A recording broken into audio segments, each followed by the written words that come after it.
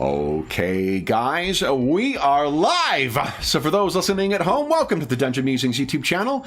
My name is Kevin Madison, and I'll be your friendly watch captain today, because today we are going to be returning to a Warhammer 40K game that we have played on the channel before. That is Cubicle 7's Wrath and Glory, originally published by Ulysses Spiele.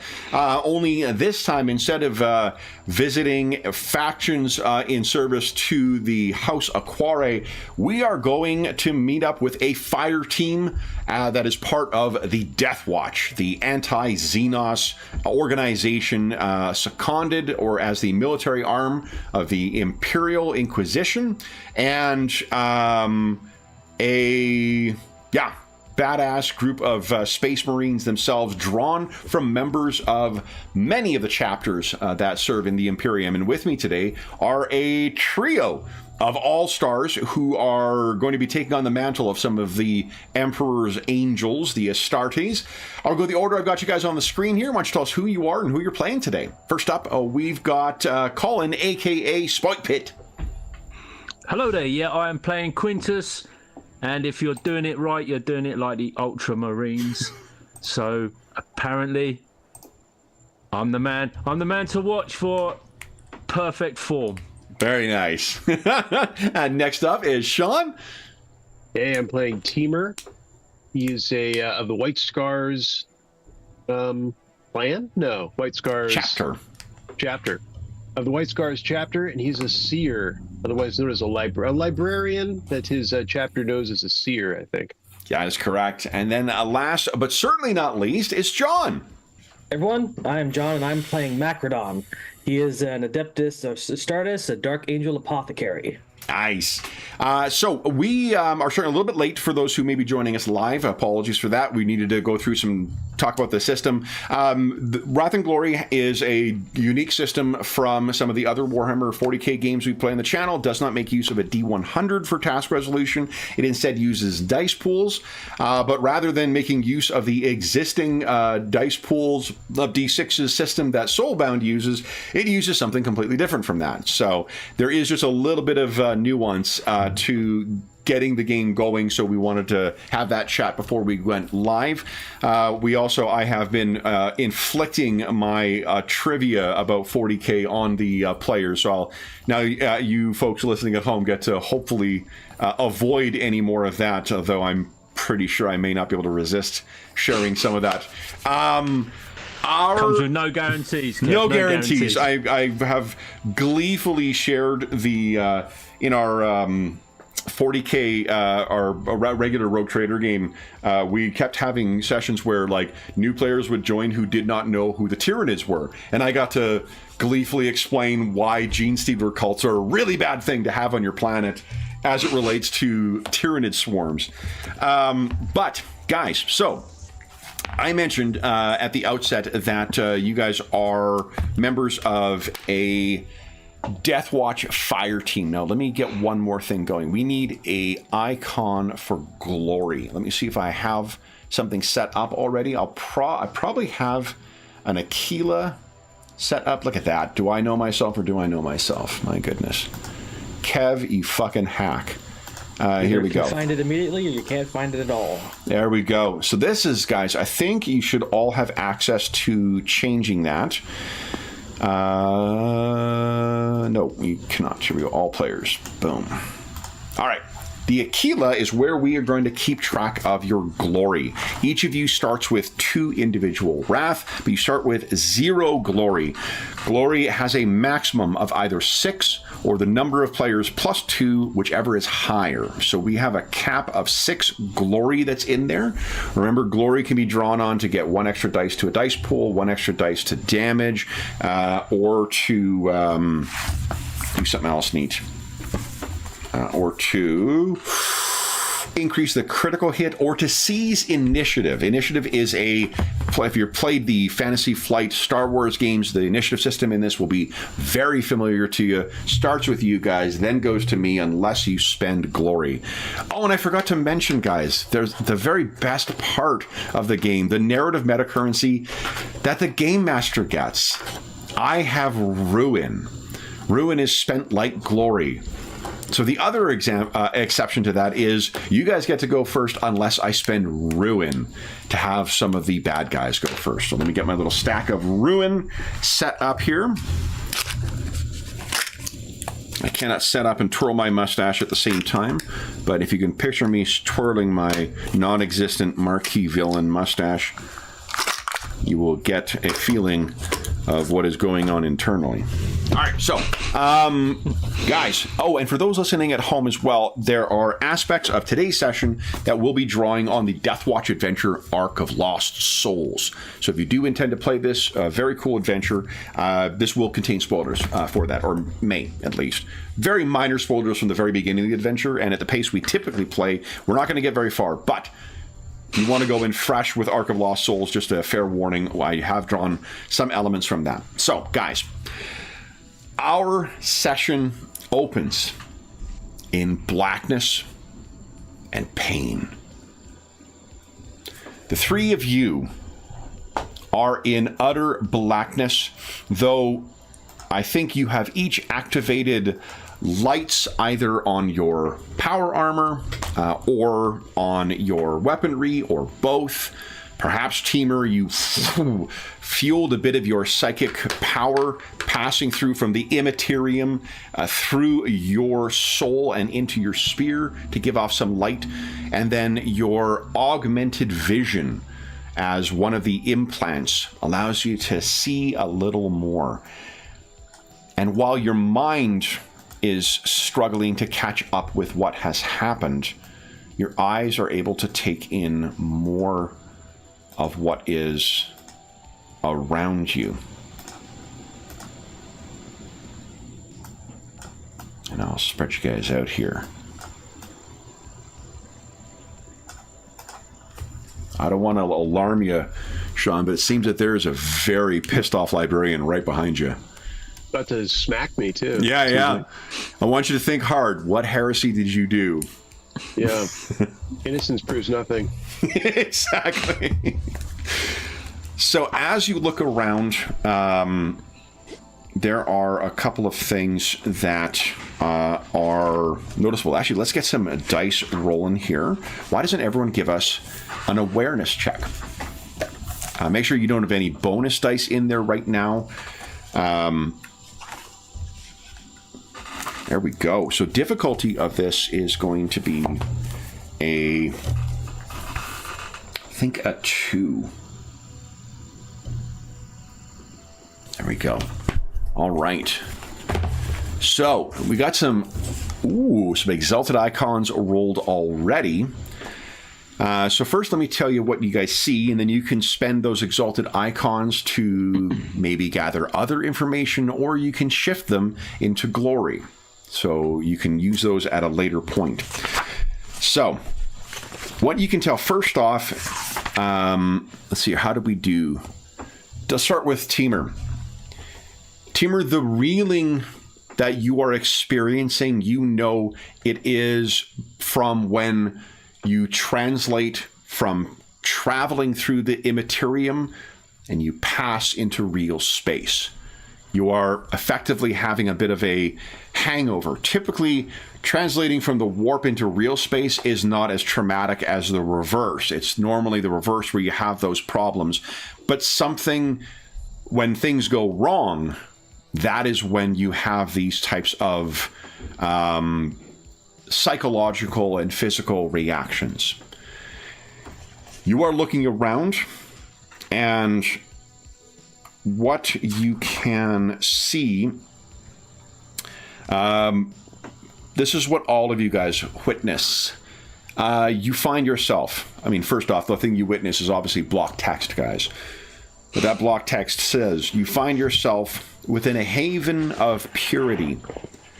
And this is the sanctuary that is located on a vessel that would be traveling. You all can have faint recollections that you were aboard the Argent Crusader, a ship in service to the Deathwatch. And you remember you were being dispatched on a mission. the Tau had laid siege to a Tau, was one of the belligerent Xenos species that inhabits the galaxy of the 41st millennium, and they had laid siege to a watch post. The watch post is one of the strongholds of the Deathwatch, and you were being sent to relieve the siege of that. It does not appear that you reached there.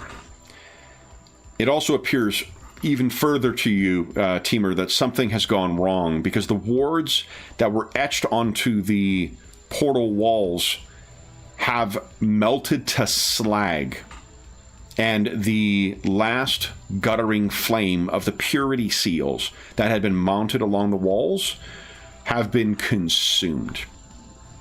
Something has breached the protective field, the Geller field, that would normally keep the Argent Crusader safe in its passage through the warp. Each of you has a recollection of waves of unspeakable things of chaos, creatures of the warp that flooded the ship. And you recall coming back here. You were protecting someone, and you were greater in number before. If you look around, you can see evidence of the horror that has been inflicted on this, not only this ship, but in this sanctified and holy place. One is the scattering. Let me get this here. Of small 2 to 3 foot tall blasphemies scattered across the ground. Even now, the mockery of flesh that they have shaped themselves into is dissolving on the floor into pools of unholy slime. The quick check of your weapons, your bolt guns have been fired, your bolt pistols have been fired. There is scratches on your armor. You were in combat. But who was it you were protecting? Now, that is as much as what you know based on the roles you have. There are 2 exalted icons out there for Macrodon and for Quintus that would not be needed for success, so you could shift them to gain more information, maybe jog your memory, or you could shift them into the glory pool. Well, I think at this point in time, Quintus would like to know more about what's going on. Okay. So then if you're shifting that to gain more information, it hits you. A single name.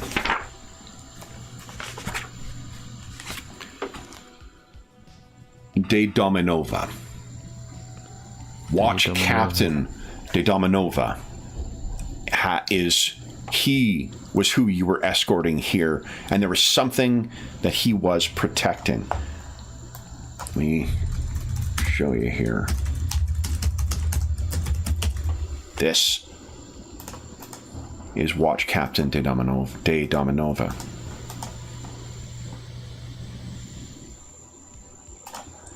Is he a Crimson Fist? He is a Crimson Fist. Crimson Fist was, for the briefest of times, the signature chapter for the Space Marines, because it was on the cover of the original Rogue Trader thing. They were very quickly overshadowed by other chapters, and they have all since been demoted to being a second founding or subsequent founding chapter. And I'll stop with the lore there. They will remain cool in this corner of the universe. Hell yes, they are. Okay, so that's who you were escorting into the sanctuary here. The fact that the purity seals have sunk, that means that the wards that were intended to keep the warp out of here, utterly failed. And if they failed in here, that would only mean that the Geller field and the other things to keep out, the entire ship may have been exposed to the immaterium before it translated back into real space. Things have gone exceptionally wrong. Now, Macrodon, I think you were the other one who has an exalted icon. Would you like to shift that for more information, or do you want to put that into glory? Let's go for glory. Okay, so you go ahead and put the yellow dot to 1. What do you guys do next? I'm picturing Quintus is kind of pacing around a little bit just as we're gathering this information. I can't imagine he's just standing there. Probably just pacing about. Okay. Maybe trying to make a little pass of the perimeter just to assess. Okay. Well, to look at these seals and maybe look around to see if there's any evidence of where the captain may have gone off to. Okay. So what you find... what about the rest of you? Timur and Macrodon, what are you guys doing? I think Macrodon's going to be something similar. He's going to be looking like where the firefighting was heaviest. See if there's somewhere where somebody might have retreated, to see if he can track down anybody still alive. Okay. And then Timur? Might I use Synesians to see about warp presences nearby? Absolutely. Why don't you give us... Synesians, I think, is listed as a psychic power in this game? It's listed as a psychic power, but it does say it's not considered one, so it can't trigger perils. Yeah. I know, it takes away my fun, but I was more concerned for where it is to roll it. So, yeah, go ahead and give us a Synesians roll. Make sure you've got the... I think I've got the psychic hood in there. It looks like the bonus dice is already included. From what I recall about this game from Rogue Trader, having a Psyker on board during these instances is a double-edged sword. And there's our first exalted icon on a Wrath dice. So you can add 1 glory to the glory pool right away. Okay. And then you can make a decision on this. So I can tell you, let's see here, the difficulty number was a 3 to get this off. And meaning you've got 2 excess successes so you could shift one of those exalted icons. There isn't a special ability, there's not a what do they call it, potency option with this. So there's really unless you wish to maybe gather further information once I tell you what you can sense.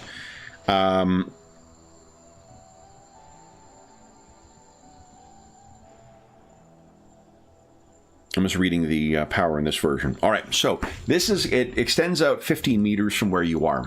What does it look like as Timur activates his Synesians? I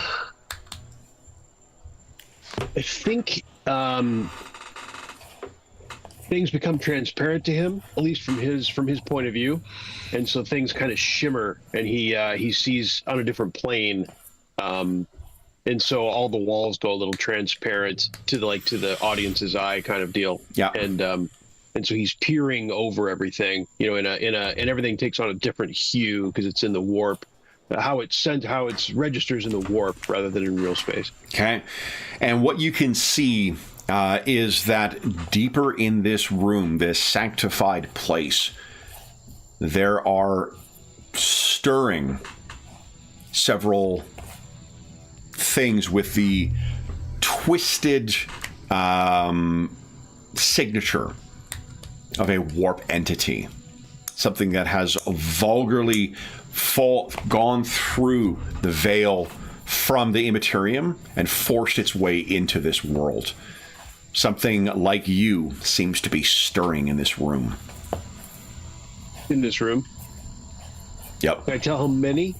Did you say? There are 2 more potent entities, and there's about 10 lesser. We're not alone. You have 1 exalted icon too. Do you want to shift that, or do you want to? So you could like gain further information about this, or you could shift it into the glory pool. I'll go information. Okay.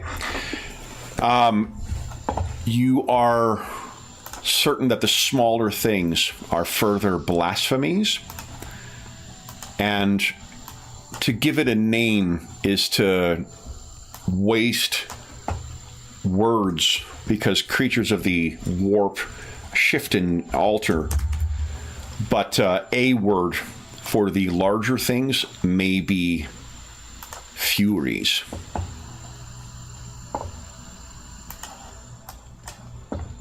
So there are 2, I think I said, furies, and 10 of these blasphemies. They're about 30 meters away right now, stirring in one of those alcoves on the side. My arm will jut out, I will point, and I will say, brothers seem to have 2 furies and perhaps 10 blasphemies in the room with us. That direction. 30 meters. So, Macrodon, I think, Quintus is the one who said you were pacing. Quintus, as you're going along, you do actually notice, for one, there are other members that you recognize of your fire team in here, dead. So, Macrodon, you will have to make a note to recover their gene seed so that it may be delivered to Mars, or to their chapter, and then subsequently to Mars. But Quintus, you are the one who comes across the fallen form of Watch Captain de Dominova. And he is in an exceptionally bad state. Not so bad as to be dead, but you can see that his body has suffered such trauma that the Susan membrane implant has triggered, and he's slowly being covered in kind of a protective black sheath. He seems to be struggling against it. When he sees you, he is struggling to try and remain conscious. But that is when Timur warns you that something lurks in the room. So let's do this, guys. Let me just set up something on the GM's layer here. There's no way this many took out a firing team. Has to be something bigger.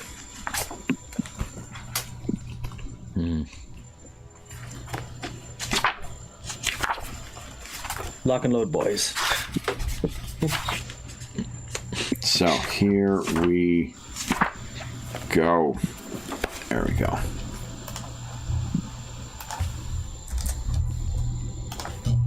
There we are. Let me make sure you guys can see, but not edit. There we go. And oh, wait a minute. I got that backwards. Wait, no. That's right. And we have no shock. All right.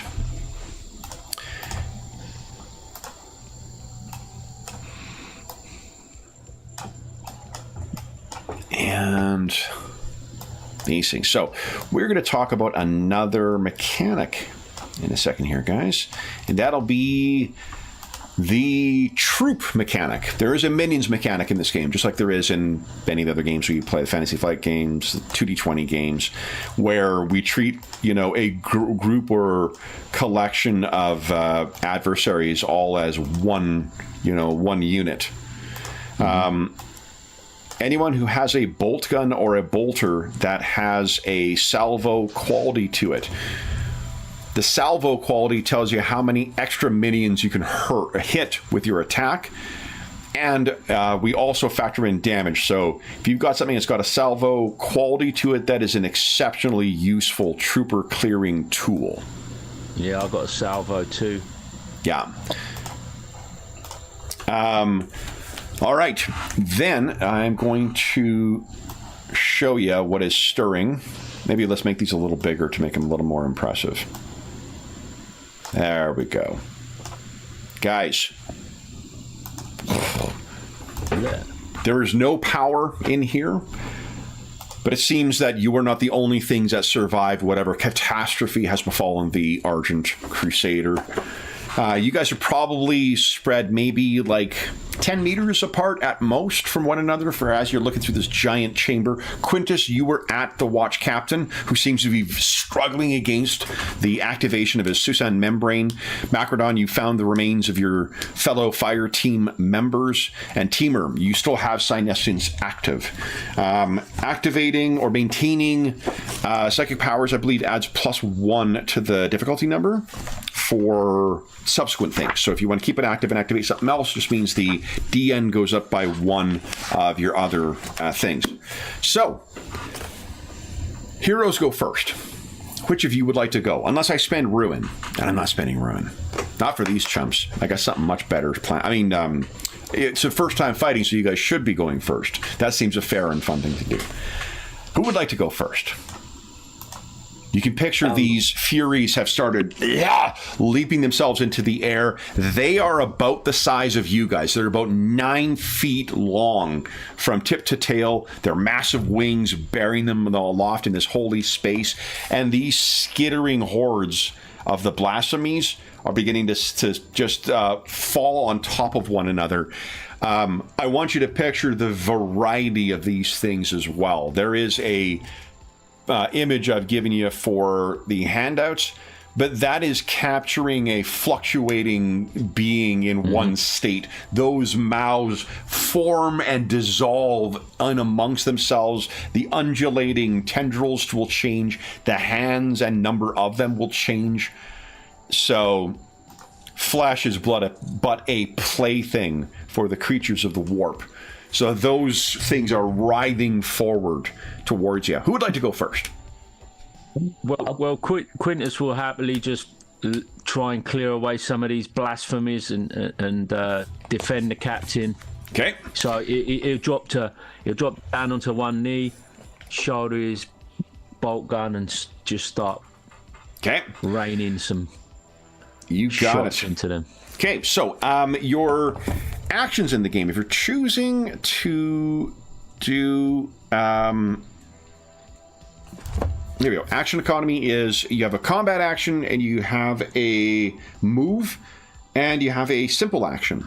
You also have 1 reflex per round. Simple actions are things like reloading a weapon, drawing or readying a weapon, kicking open a locked door. Combat actions are making an attack, making a skill check. There's a neat option called interaction attacks, which is kind of like trying to set up your allies for other things. If you have played Savage Worlds and you've seen the tricks in that, where you're imposing a condition on the other adversaries, that's what interaction actions are. Or you're doing a skill test like Medicaid. That is what you're going to do. If you want to do more than one action, like shooting more than one thing, adds +2 to the difficulty number. You don't need to do so when you're fighting a horde, though, because basically each exalted icon you shift hits another target. So, Quintus, if you're attacking as your action, what is the short range of your bolt gun? And I should look it up too. Where is range? Bolt gun is 15. So 15 meters is the short range, which means medium range is 30. You are probably within 30 meters of these things, so they're going to be in medium range. The only reason that matters, if it's in short range, you get +1 to your dice pool. Also, with a weapon with rapid fire, you get to add that quality to damage when you hit in short range, because you're just filling the air with bolts. How do I know when it's got rapid fire? It will say under the trait. So on the far left of the description, there's a little like question icon. If you hover over that, it'll show you what traits. That's something I didn't know last time we used these sheets. Yeah, it's brutal and rapid fire. Nice. So it's rapid fire 2, I think. Yeah, rapid fire 2. So brutal is that quality I told you about before, where when you're rolling the extra damage dice, a 3 or a 4 counts as 1 extra damage, a 5 or a 6 counts as 2 extra damage. The sheet will take care of that for you, but it just means that it is a particularly hard-hitting weapon. Okay. So Quintus, if you wish to fire, please go ahead and do so. You roll your attack. All right, look at that. The exalted icon on this. Okay, so add 1 to the glory, please. Got it. And as you are firing, let's see. The difficulty to hit these things is... Their defense is a 2. So that is 6 in excess. You could shift all 3 of those exalted icons if you choose to. Now, let's talk about the damage you've got right now. Now, you can choose... let's see here. I can't remember when you're choosing to do the shifting. So let's just take a look and see if we can remember.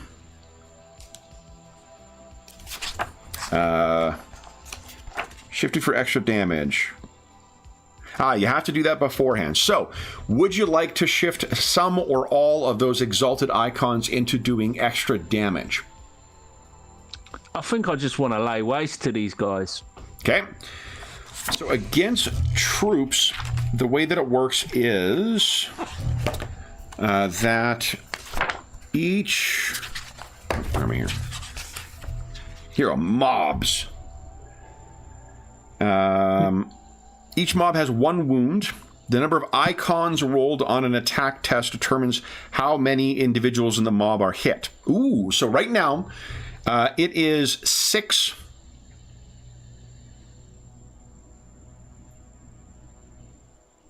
In excess.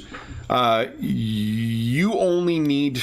and I'll tell you the damage of your bolt gun, because you know, you being an expert of Astartes, it's got a minimum of 10, and you're going to roll at least 1 extra dice right now. These would have a defense of 2, meaning that you're at a minimum annihilating the first one, and you only need 4 extra successes to take them out altogether. That's not using a salvo, which would empty your gun that you would have to then reload. It is not shifting any of those things. So if you kept 1 exalted icon, or if you shifted 1 exalted icon into glory and kept the rest as is, you'll wipe out that first squad.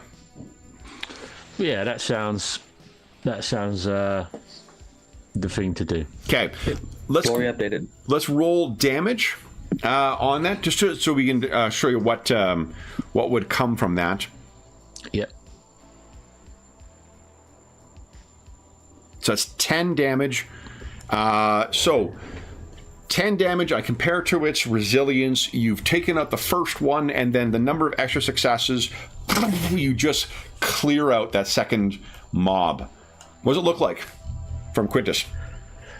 It's just, yeah, I mean, it's just a hail of fire, you know, and just these things blowing up and just shredded. The bolt gun, incidentally, gets its name because the bolts that are fired are seeking... They're not seeking, they are explosive rounds. So after they penetrate, they then detonate. So it's a armor-piercing grenade launcher weapon. A bolt gun is exceptionally cool. All right, so you blow away or blaze away at this thing. Then it is my turn to go, unless you guys wish to spend 1 point of glory to seize the initiative and go again. Yeah, I think we should do that and see if we can mow these things down. What do you guys think? Yeah. Okay. Cool. Who would like to go next?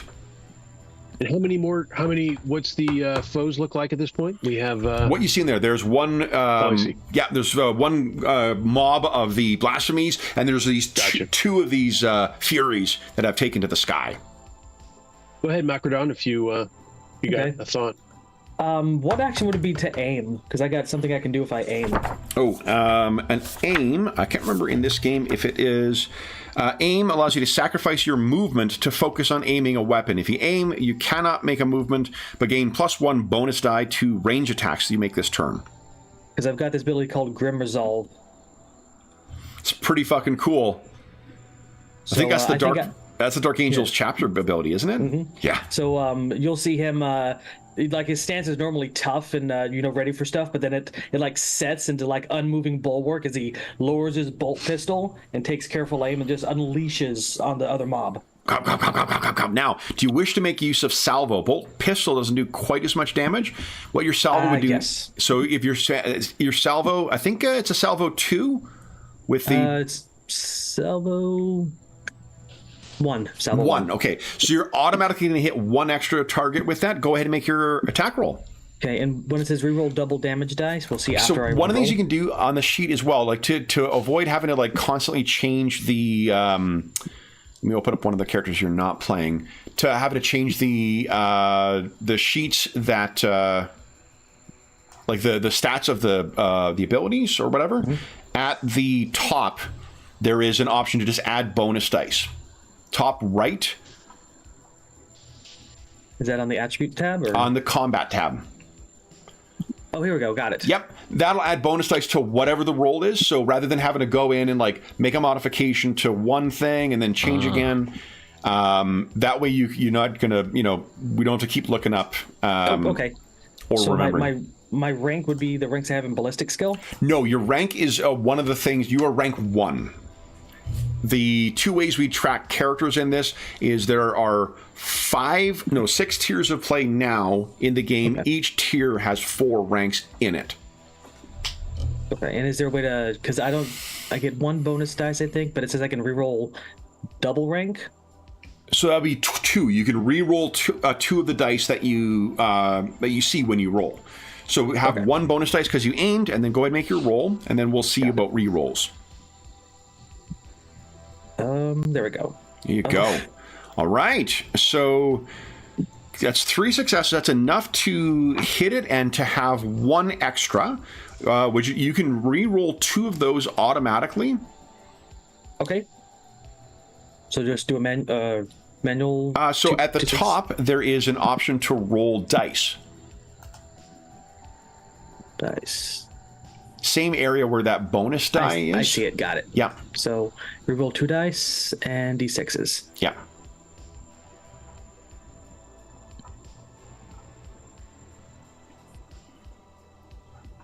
Okay. So I got a 5 and a 4. 5 and a 4. So that's 2 more icons. You got 5 icons, no exalted icons so far. Do you wish to spend Wrath to re-roll those other ones? Why not? Yes. Okay. Now here's the risk. You have not rolled a complication on your Wrath die. When you re-roll, it re-rolls your Wrath die. You may roll a 1 on that and get a complication. Oh well. Okay. Go ahead and click. So just click on re-roll on your bolt pistol card there. There we go. There you go. All right. So then that would have been 1 extra. So you have a total of 6. Still no exalted icons, but a total of 6. So that means that is 4 extras you're going to hit. Go ahead and roll damage for your bolt pistol. Okay, let's do this. Oh, 12. It's 12. So it's 12 damage is way more than enough to kill the first one, and then the extra successes was it look like as Macrodon blazes through these. It's not like fast paced. It's just careful aim and pow, head explodes. Pow, head explodes. Pow, head explodes. All right, you will need to. Each of you has 3 ammo on you. You will need to reload. Your ammo will go down by 1. Got it. Okay, then it is my turn to go. Let's see here, because you guys can't use that glory feature back to back. So I'll go with one of these Furies. This thing is going to...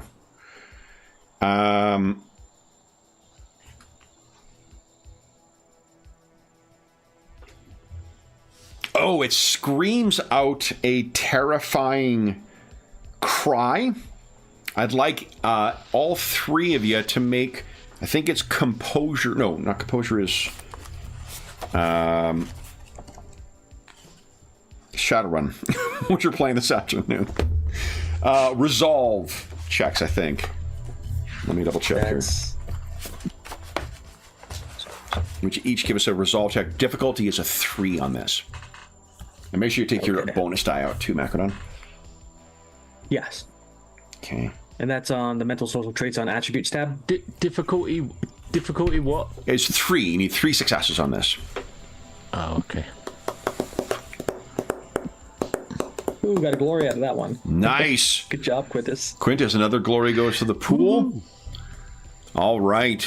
So 2 of your good tamer. You want to spend a wrath and re-roll that? I suppose I should. I will do so. Okay. Okay, resolve. Oh, no. Oh, I didn't. I just re-rolled. My bad. Yeah. But that's fine. Oh wait, did you re-roll or? Well, I rolled rather than re-rolled. Oh, that's fine. Well, because I would have treated one of the first ones. Oh. Doesn't matter. That's good enough. You probably would have got it anyway. But yeah, the reason that you want to make sure you use re-roll is because it keeps all the previous things. But that's okay. So then, Teamer, you come very... What do you think that is going on here? Is it the fact that you've got your Synestions active? You can see what this thing actually is, and maybe it hits you through the warp. I can see too much, like I have there's too many details available to me that causes me to cringe and cower for a moment before I, reestablish control. Okay. And then, reduce your green bar by 1. That is your wrath. Also, we've been playing for an hour, so everyone increase your wrath by 1. So, that was its ability. It is going to fly in. I decreased our group, but I shouldn't have then, right? That's I should have decreased my personal currency. Yeah, wrath. Wrath is your personal currency. Glory is the group currency. Gotcha.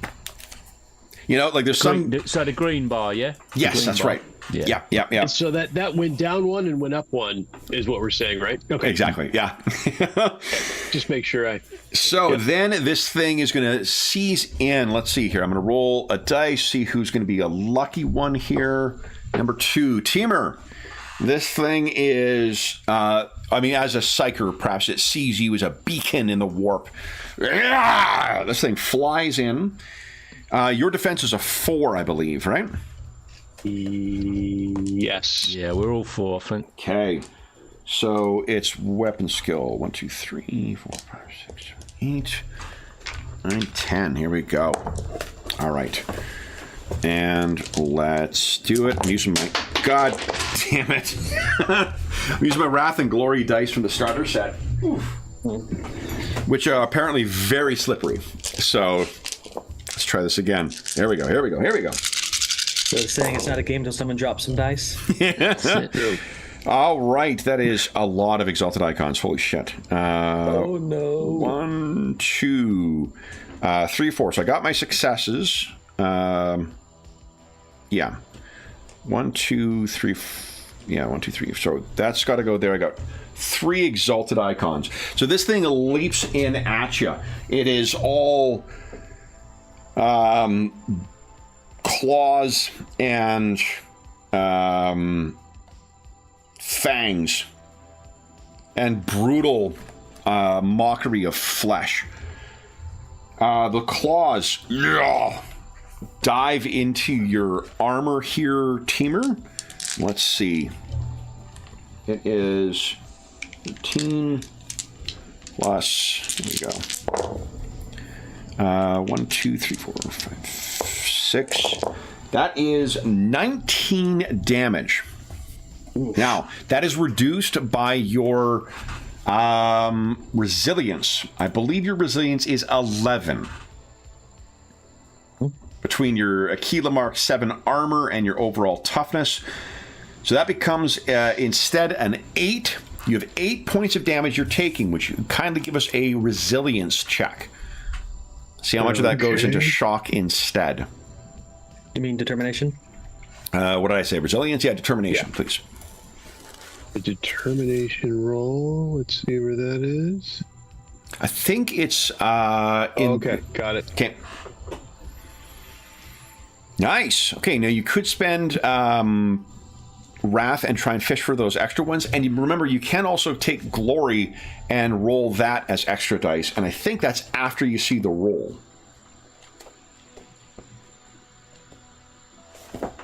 Because you have 4 Glory in the pool right now. Those can each be added as a 1-for-1.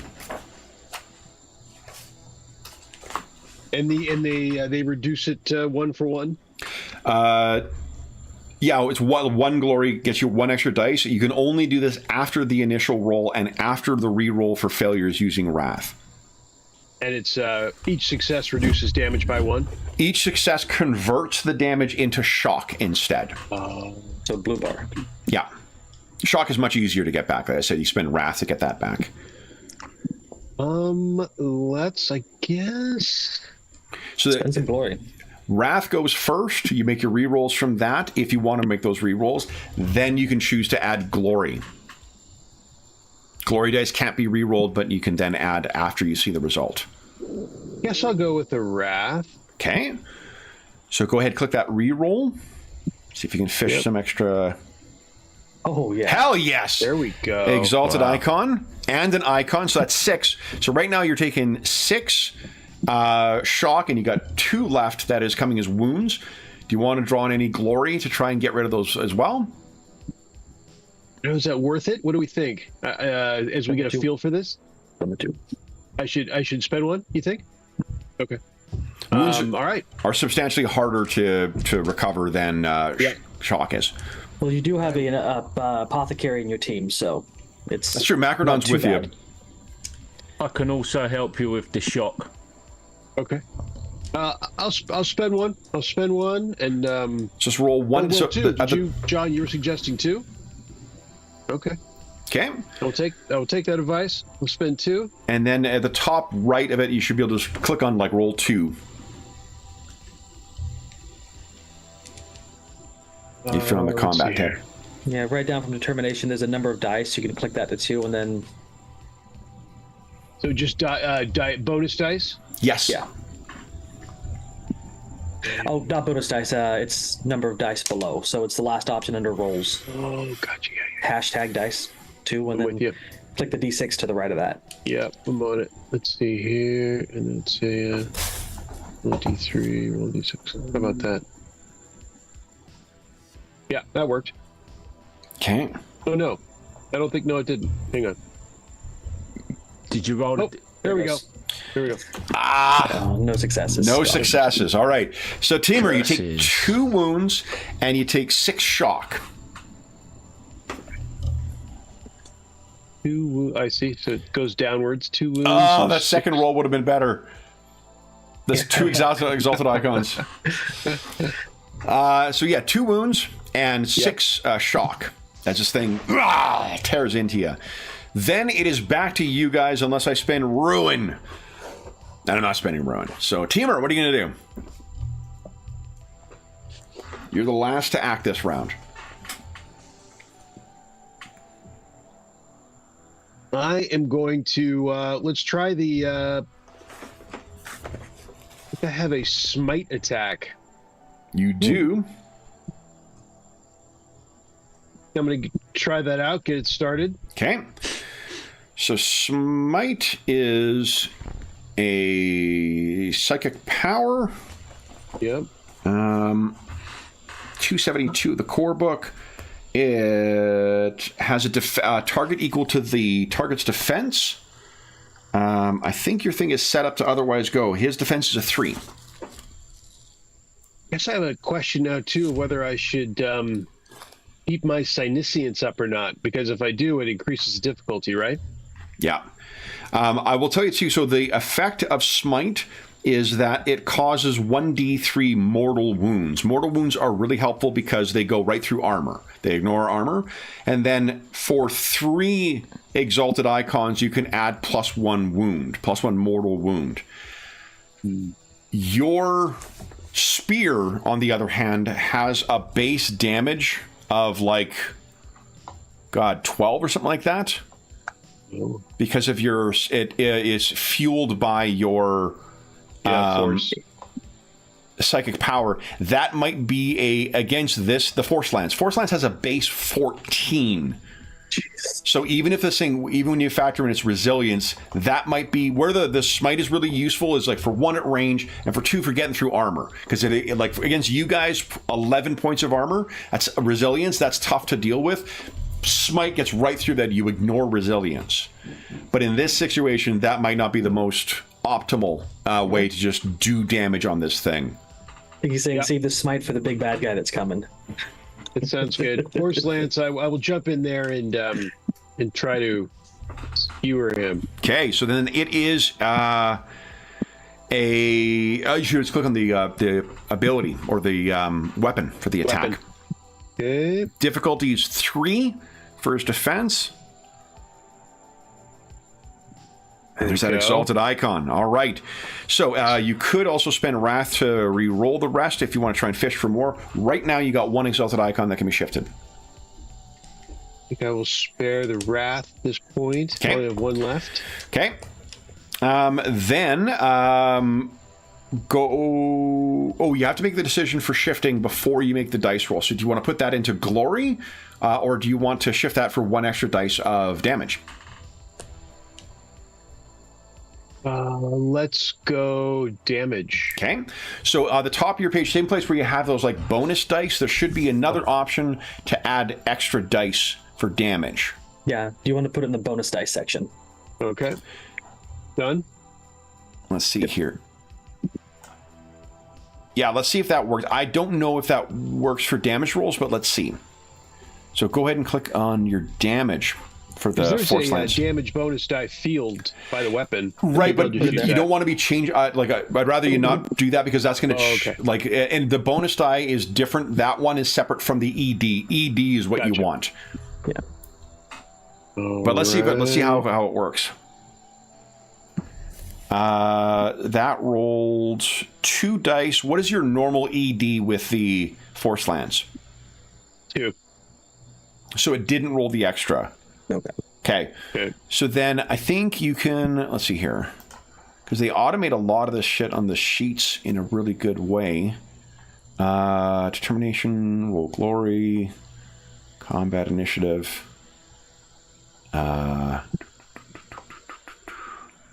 Why don't you click on one of those D6s? Click and roll a D6. Up in the combat upper right, you mean? Yeah, just to roll the 1 extra one, because that'll be your extra damage. Okay. Let's see. Nice! 2 more. So that is 18, and it's -1 resilience, because you're armor piercing. Its resilience is normally a 7, which is reduced to a 6. You did, what do we say, 18 points of damage. It has 10 wounds. Teamer, what does it look like as you send this thing screaming back to the Immaterium? Leap up on its shoulders and drive the lance down its head. Yeah, just skewer the thing vertically. Okay. So amazing. Armored in the throat. Yeah. And then the last one is going to go for Macrodon. I think you were closer, at least in my mind you were. So let me make the roll. Your defense is a 4. So it comes in, teeth and claws. I got 1, 2. Let's just cut the, hold on, regular icons. 1, 2, 3, 4. And 3. Yeah, so I've only got 1 exalted icon that can shift. So damage is 3 extra. It's only 1. 14 points of damage. No, but it's brutal. That is 16 points of damage, Macrodon. As it 11 is subtracted from your armor, meaning you got 5. Look at that, all shock. So he comes in and Macrodon basically boots him in the chest, but he just like slams his claws against his armor, rocks him back a little bit, and he's trying to shake off the blunt damage. Love it. So you got 5 shock damage to your blue, and then that is the end of the round. Top of the round, Why don't we take our mid-session break? No, we'll come back. So I'd love to finish the combat, but I think that we're going to have something else exciting happen right afterwards. So we'll never have a chance to pee, and my old man bladder can't handle that. So for those listening at home, we'll be back in about 5 minutes.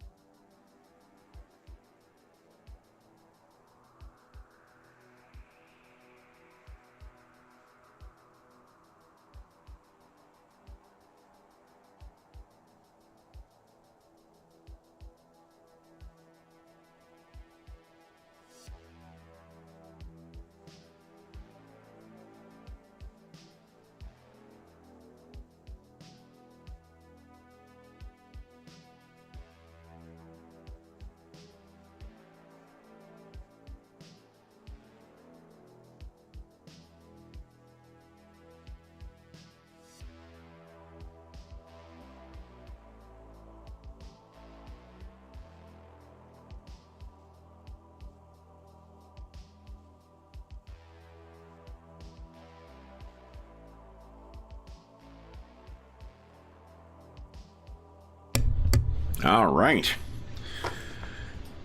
Then you got a fury in your grill there, Macrodon. Yes, I do. I expected it. Mm-hmm. Go after the librarian and the healer first. Absolutely. Of course, you don't feel like a squishy healer in this setting because you're a Marine with power armor on. So. Yep.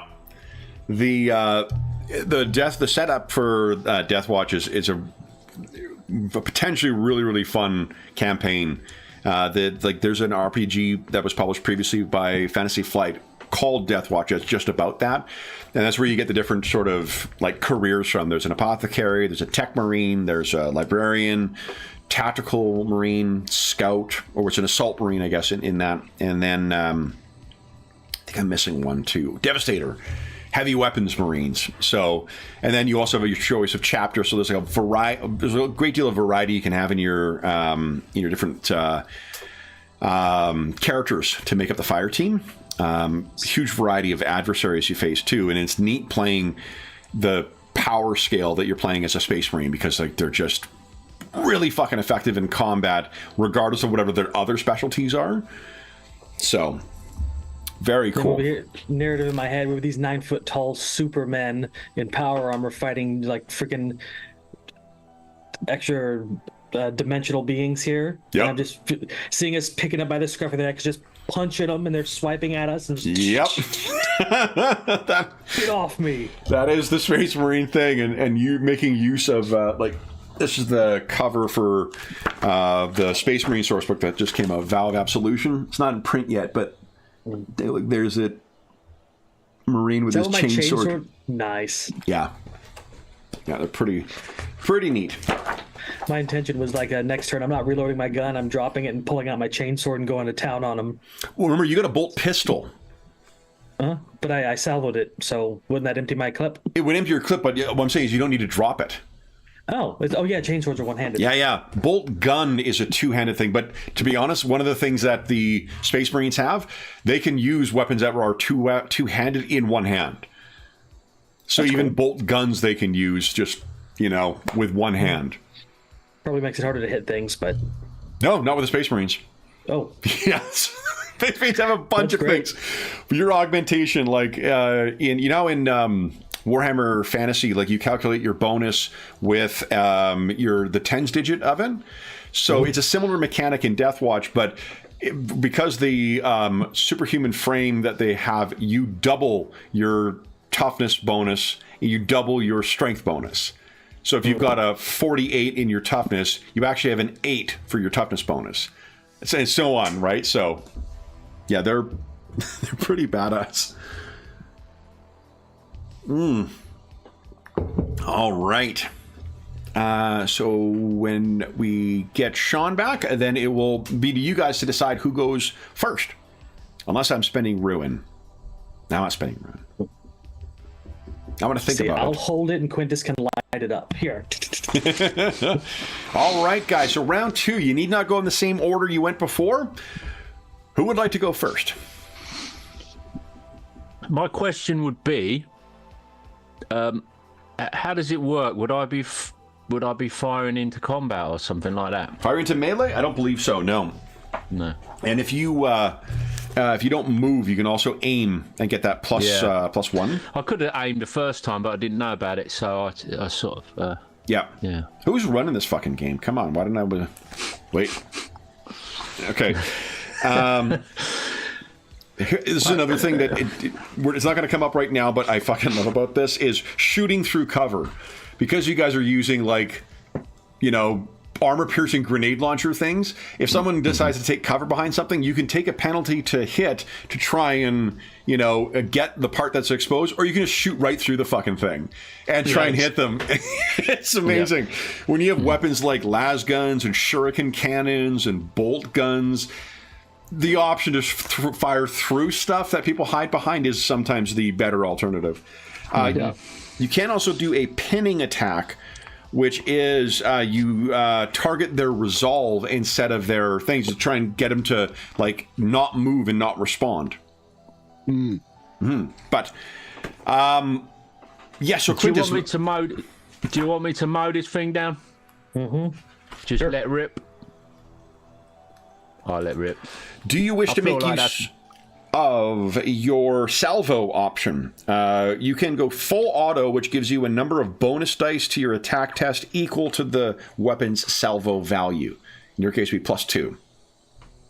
Yeah, well, he's trying to rip up my buddies. I'm not having that. So yeah, I think the manual would suggest that at this point in time, that would be the optimal. Exterminatus. Yeah. And at this point, there's so many dead bodies around us. I don't think we got to worry about running out of ammo. We can. No, I was also thinking that. Yeah, he will requisition some more shortly. So then, at the top, if you're both aiming and using salvo, if you go to the top of your page where the bonus dice is, click that up to 3, and then go ahead and make your attack. Their defense is a 3. Okay.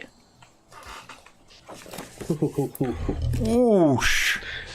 So that's a lot in excess. The way that it's only exalted icons that can be shifted for extra damage, but you got more than enough to do that.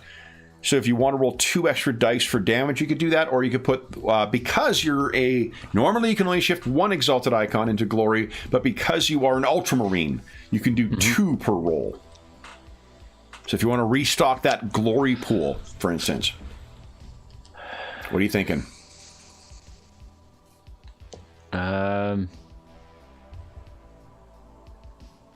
Should I go 1 of each, guys? What do you reckon? Yeah, sounds good. Okay. Yeah, I'll stock 1 and. Okay, so the glory is back up to 3.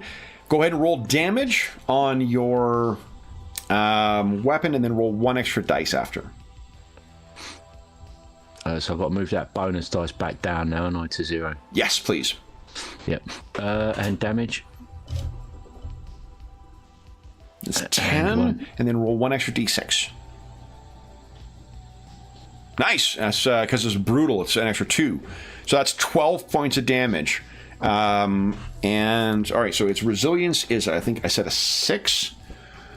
And that means 6 is getting through. Now, this is something also you can do. I believe glory can be spent on a 1-for-1 basis to get extra damage. Oh, adds 1 die to damage, and that also was rolled after the fact. You don't have to do that. Right now, 12. Let me show you what happens on this thing. He's nearly dead, isn't he, I think? The other option is just to spend glory to have one of you guys go next, instead of it transferring back to me. I think that'll be a good thing. Yeah, probably so. Yeah, I think we'll do the old 1-2. Okay. Yeah. So Quintus, you empty your clip into this thing, and you can see the explosions, the subdermal detonations of those bolt rounds tearing this thing apart. Then, is one of you guys going to spend glory to go? Yes. Who would like to go? Well, it's on me, so what do you think? Should I go? Totally up to you, Macrodon. Yeah, I'll do that. So I will use my simple action to pull out my chainsword, and then narratively pull my foot back towards me, and it brings the guy closer, and I just try to shank him up through the ribs with it. Go and ahead. Twist. Swing. One of my favorite noises to make. Yeah, I was just going to say, there was no way that was not going to happen. All right, so then look at that. And 2 exalted icons, too. So that is currently you're 4 in excess of its defense. You could shift both of those exalted icons. Can I can't split them like Quintus can, right? Yeah, of course. Yeah, absolutely. The only difference between you and Quintus is that you're only able to shift 1. Okay. The Ultramarine can shift 2. So I can put 1 into glory and then just roll damage? Absolutely, and then roll damage with 1 extra dice. Okay, extra dice. Boom. And sword. 18 points of damage. So he's narratively, he's pulling his foot back as he's pulling out the sword, and he says, "You shouldn't have done that." Just up through him, and it tears through this thing, sending viscera and gore everywhere, spattering across your. I mean, you're wearing black Deathwatch armor, but your illustration is white, so it's spattered across your white armor, and it falls to the ground. And yeah, he washes it, and like it runs off him like it's not sticking because it's like Teflon armor, and he's like, gross. Yeah. Okay. With those defeated, what happens next, guys? We have a wounded captain I need to look after, right? Yeah. Let me check. I'll get to you in a second, Tamir. Let me double check on shock, 'cause I can't remember if you just get it back at the end of a fight. Here we go. Oh, yeah, there's some great recovery rules here.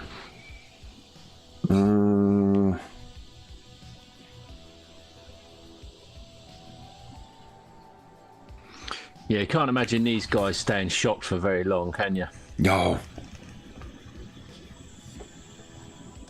I'm more shocked that they got taken out by these things, but then again, it's like something bigger had to have done it. Oh, shock goes up. Incidentally, I fucked it up on the tokens. Yeah. Let's see here. I like the bars going down there to display things, so. Oh, fair enough. Yeah, it's, I mean... Is it... You prefer if we change them, or if we want to change No, I them, don't care. or I'm fine with doing... I actually prefer the, like, top going down, too, because that's how I Sounds just, good. you know... Very good. Think of it. I'm just checking for... So... Oh, did our raft go up? Did we? Did your... Sorry? Before break did. It went up.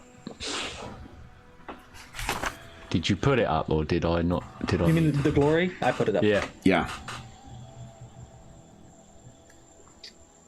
You had it at 3, I spent 1, and then I put 1 back in, so. Okay, so 2 types of rest actions in Wrath and Glory. Regroup is a 1-hour period of downtime. Generally between encounters, affords you time to check ammo, 10 wounds, assess the current situation, blah, blah, blah. If you have a Medicae rating, you can heal a single character during a regroup. They regain wounds equal to your Medicae int dice pool. But, And yeah, you got a special ability. yes, for regrouping. It's called Angel of Mercy. So Yeah. I can split it between characters. Yes. My healing. Yeah, it's pretty cool. And then a respite is a longer period. You can spend, it's at least 6 hours. You can spend 1 to 2 performing light activities. If a respite goes uninterrupted, your shock and wounds are reduced to 0, and your wrath points reset to 2. That's cool. So there's a downside to resting if you got more wrath than 2. Yeah. Suppose that mimics the adrenaline surge and whatnot. Yeah. Yeah. That's what I think. So I don't think... Yeah, so it looks like you don't actually recover shock otherwise. Because I wasn't sure if you'd get your shock back at the end of... But, So you can spend wrath to get shock. Yeah, that's true. I could do. Hold on, what's it called? Glory of the Emperor. So Oh, go ahead. What's Glory of the Emperor do? Once per combat, as a free action, allies within 50 meters can see or hear that can see or hear you. Restore shock equal to the number of success you achieved on a difficulty number 3 leadership test. Okay. You want to try that? I'll make a leadership test and try and Just imagine a big old marine. Get your shit together, hoorah! For the glory of the Emperor. Chill out. So Chill up. Where do I roll that? That'd be under skills. Oh yeah, leadership. There we go. There. Yeah. Nice. Just And enough. you got... it's an icon, not exalted icon. On the thing. Now, here's an interesting situation. Because you already know the result of the Wrath dice, you can safely re-roll without potentially getting a complication. If you wanted to spend 1 Wrath and re-roll those other 3. You got wrath to spend. Yeah. Yeah. I could do that. I'll do that in a second then. Let's re-roll it. Wow. Those exalted icons. Holy shit. Tamer and Macrodon, your shock is fully restored. And Quintus, what is it you think you say? I think, come on, guys. For the Emperor, look, the captain. This is no time to be shocked. Let's rid the ship of this scourge and save the captain for the Emperor. It's all right. So your shock is restored, guys. And then Macrodon. So do you want to? I guess first off, you got that. You said you're inspecting the watch captain. Yeah, he his last ditch thing to save his life activate. I need to see if I can heal him enough so it stops, and then Yeah, the Susan membrane. Yep, all shock. Here we go. Difficulty. One of the nice things with because so many of the games use the same. Yes, all shock restored. So many of the games use the same vernacular for difficulties of things. It's pretty easy to be like, it's challenging in this game, and it's challenging in this game, and you can easily figure out what that is. I do appreciate them keeping that common across things. So wood. Did we add to the glory pool? Did we add the points to the glory pool? From his leadership check. My leadership check. Oh, but you needed those 2, didn't you? Because Teamer was down a lot. Okay, that's fine. Yeah. Like the way glory automatically adds, if you get an exalted icon on the wrath dice, it'll automatically glory. And the way the dice roller works, it'll actually show you when, if you see. Oh, so that they were able to get them additional callback. Yeah. Yeah. Stress. knockback or whatever. Shock. What is it? Shock. Get Yeah. there in the end. Yeah, there's a lot of different terms in the game. Bleed through there. In fairness to the original designers, good on them for naming the game after the 2 narrative meta currencies, right? Oh, yeah. So at least you're gonna remember them. That may be a first. I can't remember it. I mean, I don't know. No. Games of the Yeah. No, that is a great idea. Yeah. I thought, yes, I like that. Okay, so Macrodon. On discovering him, you can roll. This is a difficult roll, which means 7 is your target number. So Medicaid against 7. Now you do have a special device that I think gives you extra dice on your checks, though. I can't remember what it's called, but it's your Medicus, thing. It's a Northium with Reductor. Is that what that is?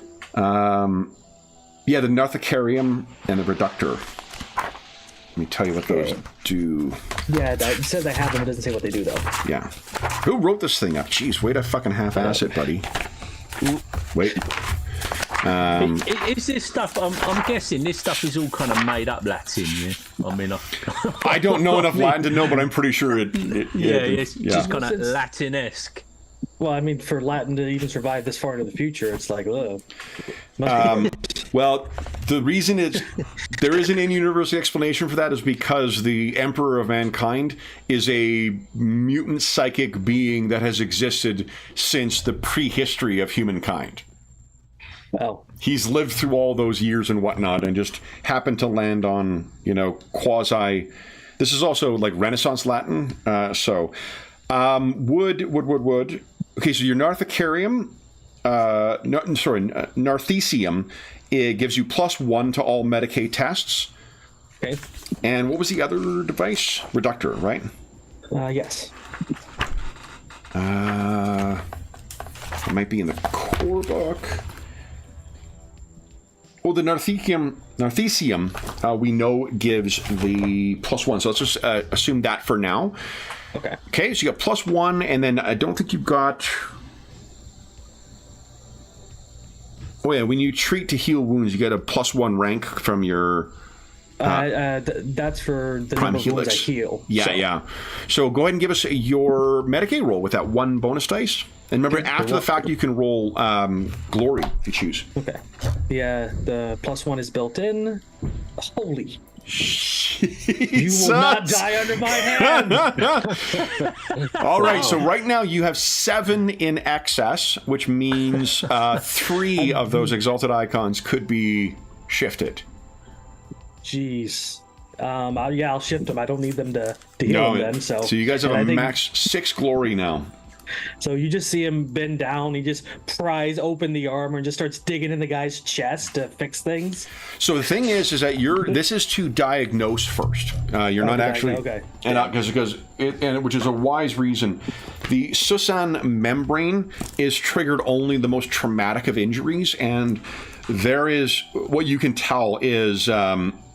The only possibility that the watch captain has for survival at this point is the activation of the Susan membrane. He, unfortunately, because you did not go to him during the fight, he has lapsed into the coma that is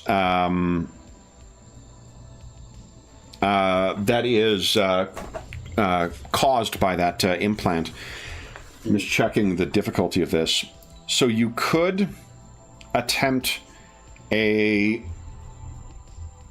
difficulty 9 to try and revive him long enough to talk to him to stave that off, which could regain consciousness for a couple of minutes, but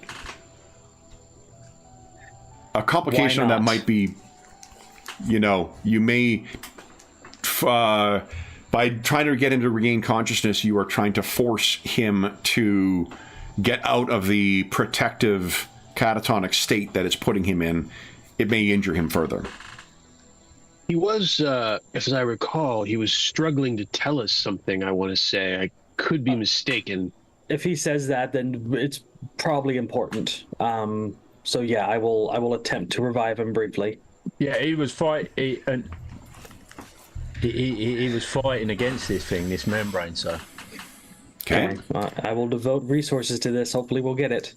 Another Medicae target 9. Yes, please. Oh. There you go. And you got, you know what? You've got max glory right now, but you did get a exalted icon on the Wrath dice, too. Jeez.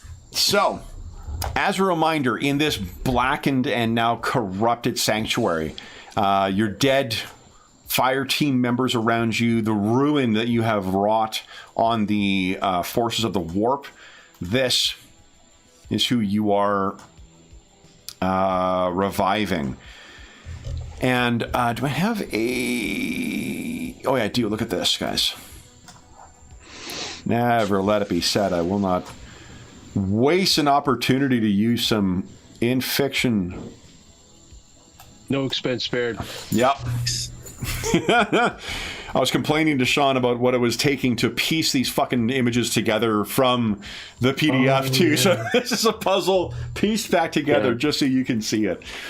That's great. Facing down, you use your Narthesium. You administer some drugs. You activate, or trigger a reversal of the Susan membrane for a time period, and then De Domino sputters and briefly regains consciousness. And his eyes kind of go wild, and he looks at you. As the membrane recedes from his face, you can see he sputters out more. The warp. We must have been driven from the warp.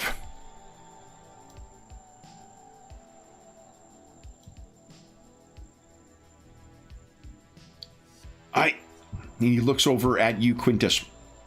I saw it when I was unconscious.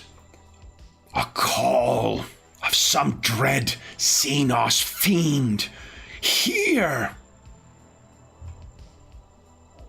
It echoes through here. And the warp is restless still. You must escape its call, or we will be drawn back in. And his color is fading. You have time to speak to him if you have any specific questions. Yeah. Macrodon, hearing that, he's gonna nod to the other two and then start collecting genetic information from all the Fallen and let them ask the questions. Okay. You're saying that we must stay out of the warp, I think. Yes. Is that right? From slipping back in. Something has happened. Look. The power is gone. The reactor is down.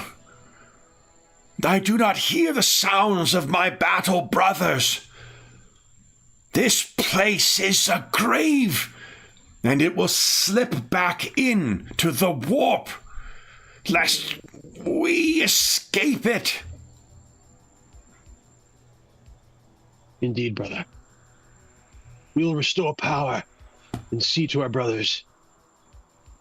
See to them. And the relic. The sacred maul. And he sort of gestures back in a direction of the sanctum, and he's beginning to lose consciousness at this point. Do I know what he's talking about? The sacred maul? Have I heard of that before? You're refreshing your memory now of because your mind is a little scattered from the trauma of like suddenly dropping out of the warp. One of the relics that was being transported for use against the Tau is a relic of the Storm Warden chapter, something called the Maul of the Gatekeeper. It is secured in the inner sanctum of the Chapel Sanctus in the sanctuary. It is. We will secure it, brother. Good. It cannot be lost to the warp. And the membrane is beginning to once again sort of pass over. You have like one more question that you could ask before he is back in stasis.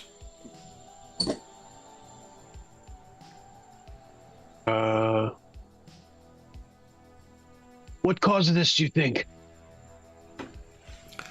I know not. Only something must have driven us from the warp. Though I sense something calls from deep in. I think. And the membrane seals him over. You guys are in silence in the sanctum. All you can hear is the sound of Macrodon piercing the power armor with his device, going about his grisly but very necessary task. And he'll pop his head up and say, "That's all you get out of him. The coma has him." Mm-hmm. So he is alive, sustained by the Sosan membrane, but he will need surgery. Something potentially is aboard the Argent Crusader, but right now, from where you are, he seems to be right. There's no power anywhere. Those of you familiar with travel on ships as well, and each of you would be, there isn't the subtle hum that comes from a active Geller? Yeah. Not even a Geller field, just an active... the Geller field is active when it's in the warp. In real space like this, you wouldn't need that. But even the operation of the reactor would... There's just not that here. So it would seem we need to secure them all, and we need to restore power. And bring the captain with us. His service is not over yet. He doesn't get that pleasure. Yeah, we can carry him with us, I suppose. Yes, and then also, if there's any information to be gathered. Is there such a thing as ship's logs, Kevin? I can't remember. Is there such a, like, could we, if we went to the bridge, would we expect to find information there? If you could make your way to the bridge, the cogitators there would have information on what's happened and what you've done. If the navigators have survived, you will be able to tell from them. The astropath would be, the astropathic choir would be a way of sending a message from it.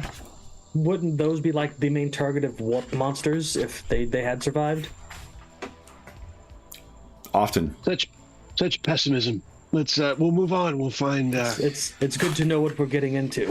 What you can say too is you guys will be able to, if you don't have one on you, I think you'll be able to recover an Auspex sensor. An Auspex reader, which is like a scanning device for use that would have been carried by one of the Tech Marines in your fire team. So you'll have access to that. Is there any other useful hardware knocking about in terms of firepower or ammo? Assume that you guys have 5 ammo that you'll be able to carry around, and then so you'll be able to reload. That includes you reloading your weapons right now. Timur, from your last use of Synescience, I can tell you have not detected any living thing. Just us and the watch captain, huh? Correct. And how far does that extend? 50 meters. Okay. And how big the ship is? Huge. Yeah, this is Huge, 40K. Right?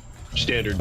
Yeah. Miles long, thousands of, if not tens of thousands of crew members. We could spend our entire life exploring this ship. Yeah.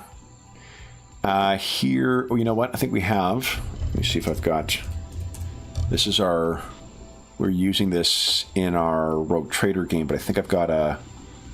Yeah, look, guys, this is an idea of the ship layout. So looking at my characters, like I don't have skill with tech. So no tech work, it's all wet work for me. You can always make, you don't need to have training to make use of skills in this one. Yeah, well, I mean, skilled versus, unskilled. Yeah. So this is not a, well, the only reason I mentioned, John, is because there are certain things like in Warhammer Fantasy, remember there's like advanced skills and basic skills. No such thing in this game. You can always make use of anything. So this is an example of the layout of this, of just how massive these ships are. Damn. Where would we be in here? Districts. Yeah. It's that big. And for the Argent Crusader, it is a frigate, a Gladius class frigate. I don't have numbers, but you can assume tens of thousands of people aboard.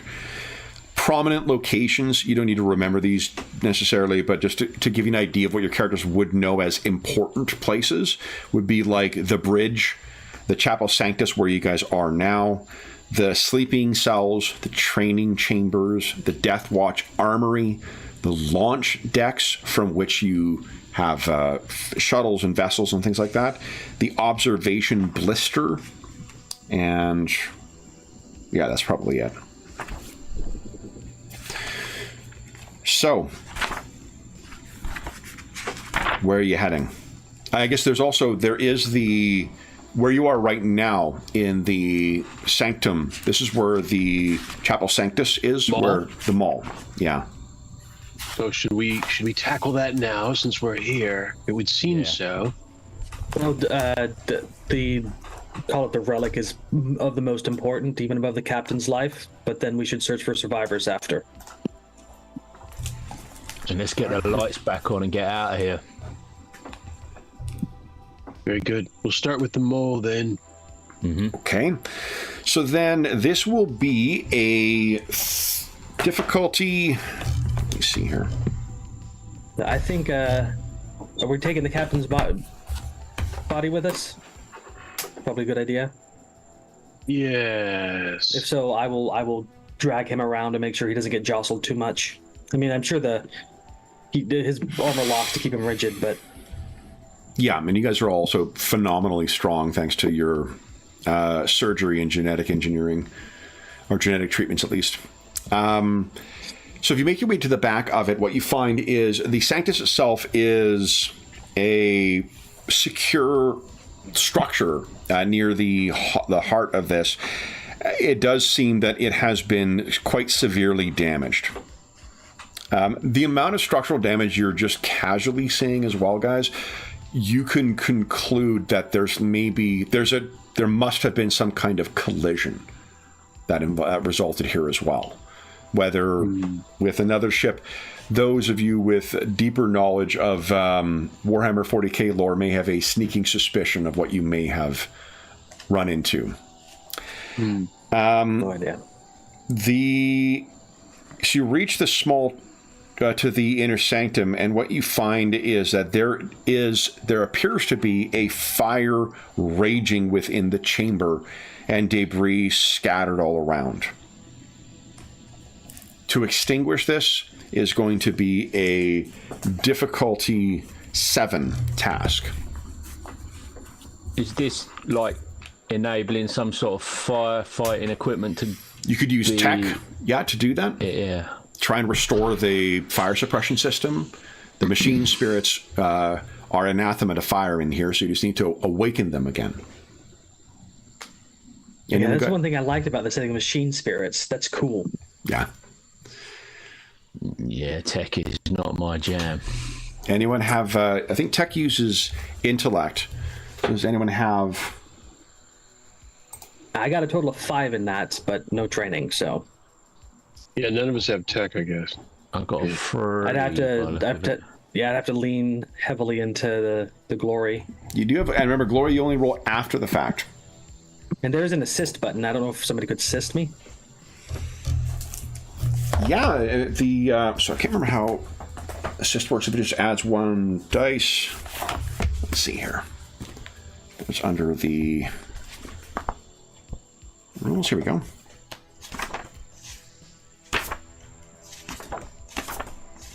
That's attacking. That's jumping. I think intellect is one of my... Yeah, intellect. I got a 5. Help. That's pretty good. If the GM agrees that would be helpful, grab a number of dice equal to the attribute or skill rating you were using to help. Your ally can use those as bonus dice on their tests. So how would you guys like to work together on this? We can all, two of us can assist. Kevin? Yeah, I'm fine with two of you guys. Quintus, what's your intellect? It's a 3.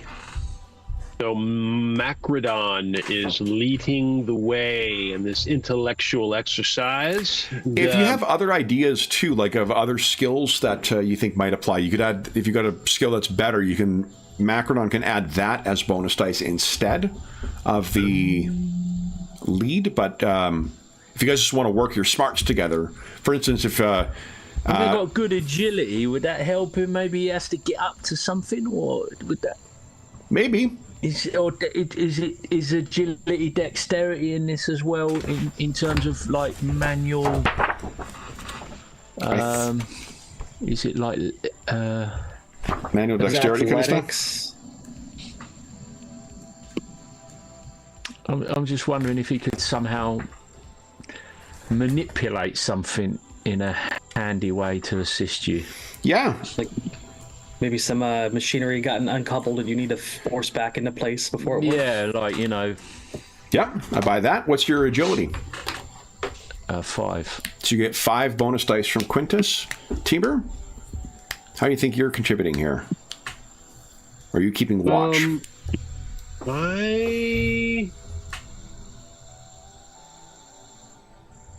Oh, and another question. Timur, do you want to have Senescence active still? Because you can maintain it. It's just that that would be kind of your action then, is maintaining that as opposed to helping. Yeah, it's good to have awareness of what's going on around us. Sounds good. All right, I'll do that. It seems like the downside is if you fail, you are fearful. Like you, I was reading that's the balance of popping it up all the time. Yeah. Yeah, let's do it. Oh, sorry. That's the downside. Is that you're fearful? If you fail, let's see, I'll read it. So, if you attempt to activate this power and fail, the mysteries of the warp assail your mind. You are automatically under the effects of fear. So that's the downside. So do you want to hold off? Your choice. Do you want to? I'm in. Let's go. Okay. Let's do it. Let's see here. Just get a bit of Cthulhu-esque, and there's Cthulhu-esque insanity going on, isn't there, with this? Exalted icon on your wrath dice too. Oh yeah. Yep. Maxed out on glory though. So. You're maxed out on glory right now. So, but yeah, that's amazing. So yeah, you've got that active now. Okay, so I've got the bonus dice for tech added in. Yep. And we will get a roll. There you go. So he starts fiddling with the machines, and just like maybe there's some latent senses in him that haven't, come to forefront. He's just manipulating the machines and drawing forth their, spirit and coaxing them into activate the system. And then Quintus just shoves something into place and. I think it's this water here. Nice. But it works. The fire suppression system activates, and you can see that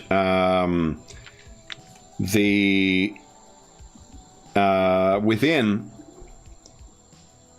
Let's see here.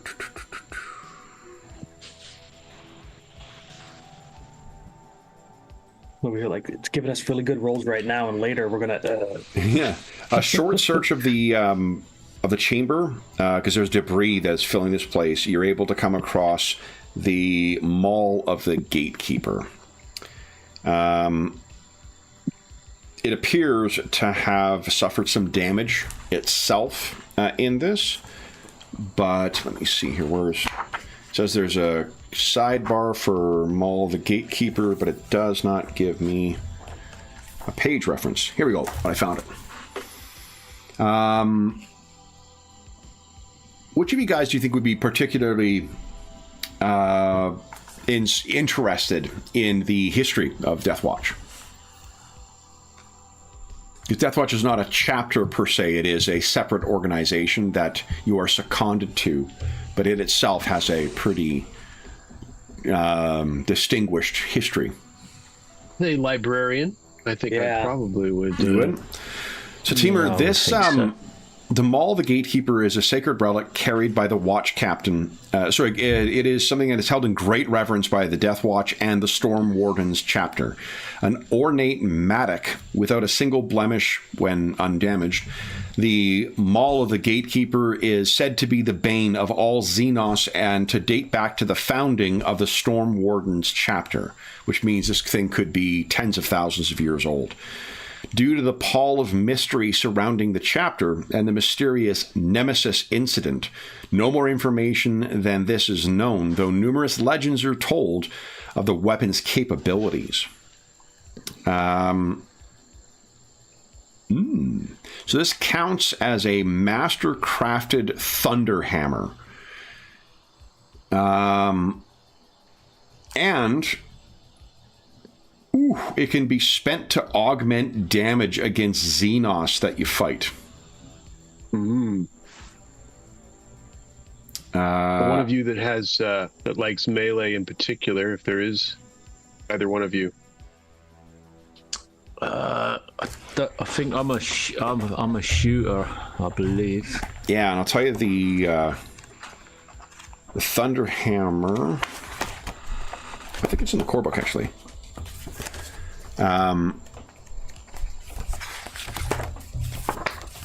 It is basically a power. So there's things called power weapons in this setting that have like a force field around them to affect their or to increase their effectiveness. This is a power. Yeah, weapon skill is the thing you would use for that. Oh, you're the not ballistic. One. Well, I'm actually tactical marine. He's balanced really. Yeah, my weapon skill and ballistics are both 8. So Yeah, I'm weapon skill 9 and ballistic skill 10. here you go. Thunder Hammer. Crazy. Thunder Hammer is brutal. It is two-handed, which means so this one does actually need to be used in. Oh, let's see here. So it is unwieldy 2, meaning it increases the difficulty of attacks by 2, but it is -3 AP. It rolls 6 extra dice on damage, and the damage is your strength plus 8 at a base. So for Macrodon to use that, your strength is a 7. That would be 15 plus 6 extra dice of damage and AP -3. It does increase the difficulty by 2, but it is otherwise a very, very dangerous weapon. Beast. but I do see Macrodon as someone who shoots at the horde and then falls back to melee and defensive tactics. So if something does get through the line of fire, he would switch to a weapon to crush skulls. Okay. Yeah. So then you can add me. So it was a thunder hammer. It is actually this one has a name. Maul of the Gatekeeper. Okay, So- it is melee. Base DR was. Base DR is 6. Is right 8. Okay. And then, AP is 6. jeez, so but -6. Yep. Salvo no, empty range 0. Weapon skill and nothing. AP is -3. P. So the 6 was ED. 6 is the ED. Yep. Okay. And the skill attribute is just weapon skill. Correct. Okay. And then because it's damaged, but it's also masterwork, so it's going to be kind of in the wash. Whatever bonus dice you would get from it is lost by its damaged state. Okay. And then let's see, Macrodon. There is. I'm trying to remember how you add. So if you go to that, you see where the eye feature is there. I think if you click on that, Yes, got it. you're able to open up. If you add in for your traits, the traits are brutal and unwieldy. Gotcha. Brutal and unwieldy. Now that's a Yeah, and +2 difficulty. yeah. Okay. And then brutal, what's the does that ignore or something or brutal? No, there's so I'm just trying to remember how you put that in as brutal and pistol. There is.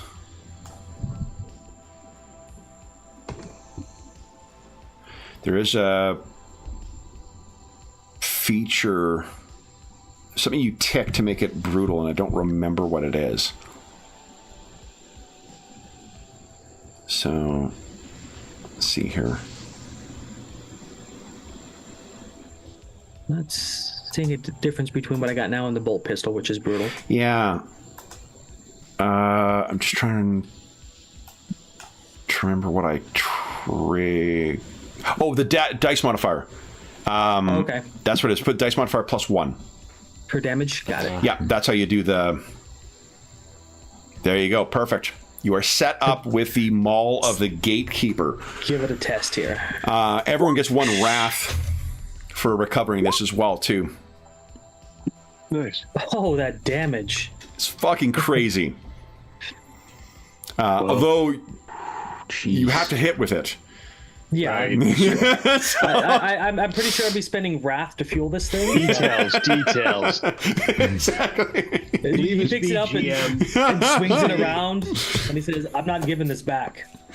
You can actually see what you're carrying now in the watch captain's illustration, by the by. I thought it might have been that because I noticed him carrying that thing earlier. Yeah. All right, so you have successfully retrieved the Maul of the Gatekeeper. What would you guys like to do next? Survivors. So one way you could check for survivors is to try and make use of the Auspex sensor. And I can detect life somewhat too, right? Absolutely. 50 meters. Yeah. Well, do we want to check for survivors on the way to the wherever? Is it the power core that we need to get to, or the bridge would like to be a good... Yeah, because the bridge will have like schematics for everything going on the ship at once. I think we could, True. if there's any power left, that they could run like backups. Mm-hmm. And they got the navigators and stuff up there too, right? If they're alive. Yep. So. Yeah. So then as you make your way through the ship, you're finding a couple things. For one, you're having to force every door open. There is no power anywhere that you have gone. And you, Timur, as you're making your way along... sorry, did you say you were going to activate your... Senescence, or you were not going to? I keep it up, yeah. Okay, Didn't sure. I roll it? I rolled it. Yeah, Oh, yeah. did I'll you? just Okay. keep it up. Pretty sure. Oh yeah, you did already. Yeah, right. You got that great wrathy. Oh yeah. But we were maxed out on. Yeah. Yeah. Okay, this is why if you have play with more players, you get more because it's the total number of the party +2. Yeah. And you take the higher of the two. So, all right, then what you guys are going to find? Macrodon, you were the first one to notice this as you get closer to a point where there is in light, because Timur is the one who has the exposed skin. Do you recall me mentioning that you've got one implant that protects you from radiation? Yes. You turn blue. Is he turning blue?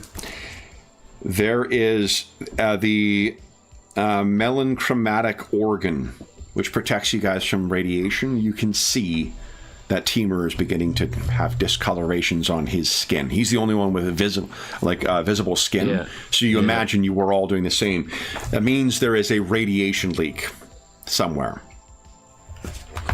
Do we know the limitations of our implant? Like how long we can withstand it? Yeah. Depending on the source, and depending on the level of radiation, from low level radiation, you're good, but if it reaches a certain level, even the Adeptus Astartes will start feeling the negative effects of powerful radiation. Depending on the nature of the damage, what you've been observing thus far, the damage to the structure, if that happens to the reactor core, then that's going to be the source. There are ways, likely from the bridge, if there is power to the bridge, to try and shut that down. There are also ways to get to the plasma leak if that's the source. And in the fact that there is no power suggests it's probably something more localized. But imagining the response to the radiation is the skin's turning blue whenever the radiation passes through you, so the splotches are growing and shrinking and moving around. And if it goes like full blue, we're in trouble. It is, but in this case, yeah, that's quite possible. You guys are definitely being, if Teamer is any indication, you are definitely being exposed to low levels that seem increasing. Your Auspex sensor could give you clear readings on that if you choose to. Oh, yeah, for sure. I'll whip that out the moment I see him turning blue. So give us a... Let's see. Scanners, augers, or other defenses. Give us a tech check, please. 1 success. One is all you need for this. So yeah, there is definitely... Slaps it a few times. Okay, it's working. Yeah. So there's definitely a mild radiation level which is causing this biochemical reaction. You're not able to, with that roll, you're not able to kind of locate the direction it's coming from. Yeah, he pulls it open, fat fingers it, and says, low radiation, we're good for now, and puts it away. So perhaps we should pick up the pace, brothers. Yep. Sounds good. Could we start jogging or something like that? Absolutely. You're... From the double. Yeah. One of your implants vitiates the need for sleep. And also there's other implants that just deal with fatigue, like the whatever that builds up in your body from fatigue. So you guys can jog for 2 days, 3 days. Mm-hmm. Yeah. Macrodon's like one shouldering the hammer, and then he's got the guard captain his other one. Just... Yep.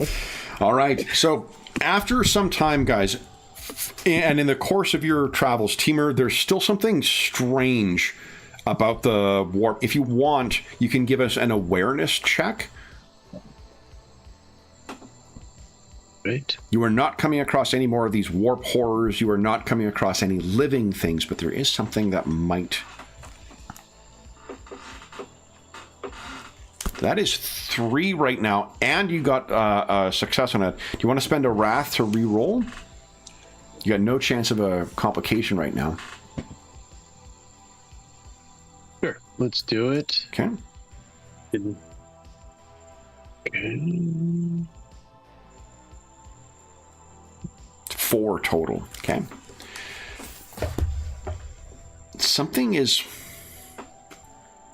There's something nagging out there. You cannot put a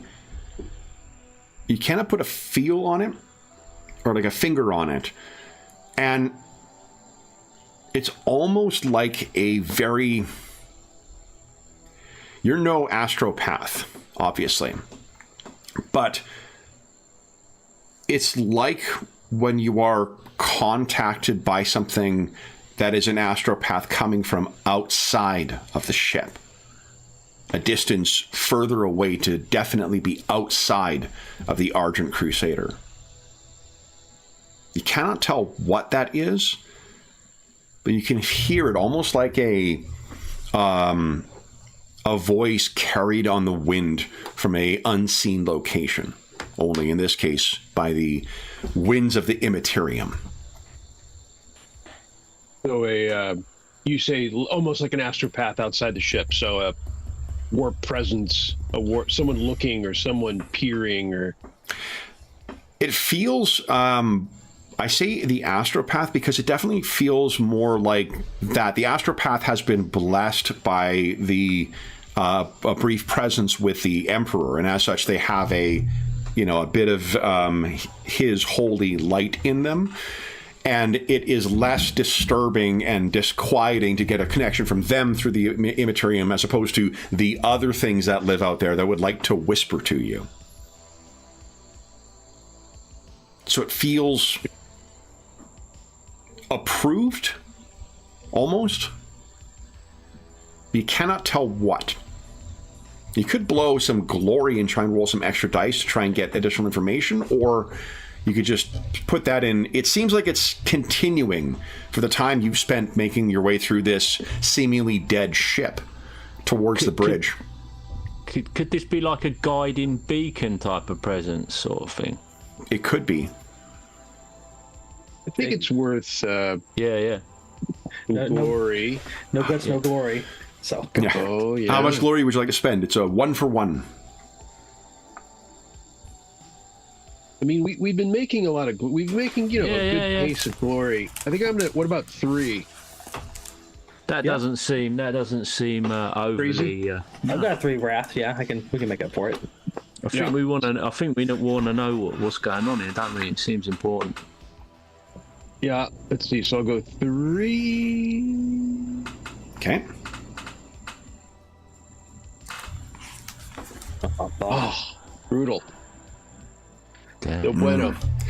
Okay, so you try and listen in, and from where you are, from what you're around, the Immaterium is an unpredictable place, so it could be that radiation is affecting it too.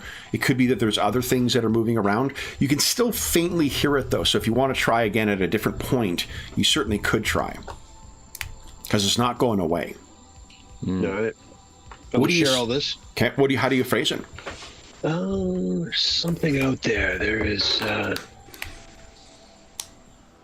necessarily seem malicious, but I cannot tell. It's the voice presence in the warp, but it eludes my ability to identify it. It is consistent and persistent. You think the radiation's behind it? Well, you can't find it? Difficult to say. I would say it's more immaterium than that, but I can't be certain what is. Maybe it's distant. Maybe it's distance. Well, let's see if we can find a spot with a little bit less radiation, and you can try again. All right. Do you have any sense it's a benevolent force? I think if it was particularly malicious, it would come across that way, but I can't be certain until I can identify it. Yeah, Macrodon's only heard of terrible things lurking in the warp, and never to trust anything out there. So, Well, let's push on to the bridge, and maybe this will give us information that we can use to pin this down or find out more. Or perhaps the presence, or this sense might even be stronger once you get to the bridge. Indeed. I do have, as well,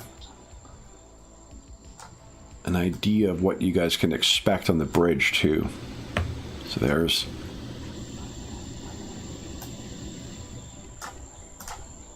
the bridge of a rogue trader's starship. All right.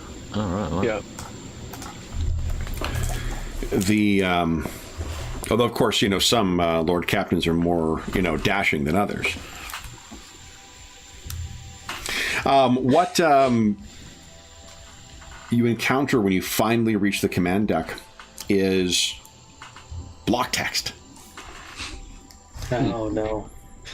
The armored portal leading to the bridge yields to your strength, despite the buckling inflicted upon it by whatever disaster has befallen the Argent Crusader. Stepping across the threshold, you find yourself back on the bridge, what feels like a lifetime having passed since you were last here. How different the command deck looks now. Its every surface stained with congealed blood. The deck scattered with twisted body parts. But the red hue that hangs in the air is not simply a matter of spilled blood. Looking about, you note that the armored shutters lowered over the exterior of the bridge's forward vista ports have been torn away by some unimaginable force. If there was any doubt before, now you know for certain that the wreck of the Argent Crusader has been vomited out of the warp and is back in real space again. That is fortunate, for to look out through those lowered warp shutters directly into the Sea of Souls would have spelled damnation before you could have torn your eyes away. Instead, the sight that awaits is a mass of roiling, blood-red energies, distant nebulae pulsing like the exposed organs of some vast, eviscerated sea creature. The ebon sweep of the open void pressing in all about. And if you step closer, when you approach the Vista Port, your armored tread crunching the splintered bones of the slaughtered bridge crew, your breath catches in your throat as you bear witness to the true fate of the Argent Crusader. The bridge looks out upon open space, but rearing up to the ship's aft is a mighty wall of solid rock and twisted metal, a mass so vast its extent is lost to the haze of drifting debris that forms an artificial horizon. Craning your neck for a better viewpoint, you see the awful truth. The entire aft 2/3 of the rapid strike vessel are melded with the substance of what can only be the largest space hulk ever witnessed in the Jericho Reach. And the largest space hulk on record bears a name dreaded across the entire length and breadth of the region. That name translates in High Gothic as Death from Beyond the Horizon. Mortis Thule. Okay, I need a little more traumatizing. What is the Space Hulk? Sean, do you want to do it, or I'm happy to lore dump, but if you'd like to.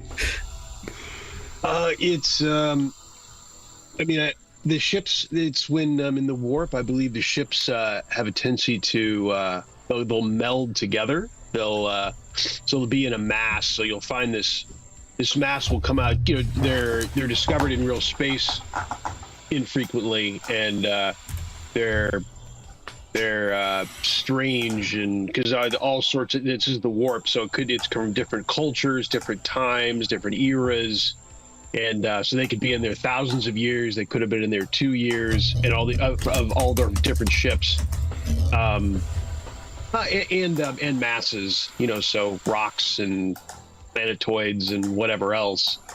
There's the Mortis Thule. And there's nothing generally ever positive. I mean, maybe you come across an old comrade in there, the body or something, that kind of a thing, where someone's missing for centuries, and then all of a sudden, their location device is suddenly mysteriously located in an area of space, and sometimes it'll be a space hulk perhaps, or something that just came out of.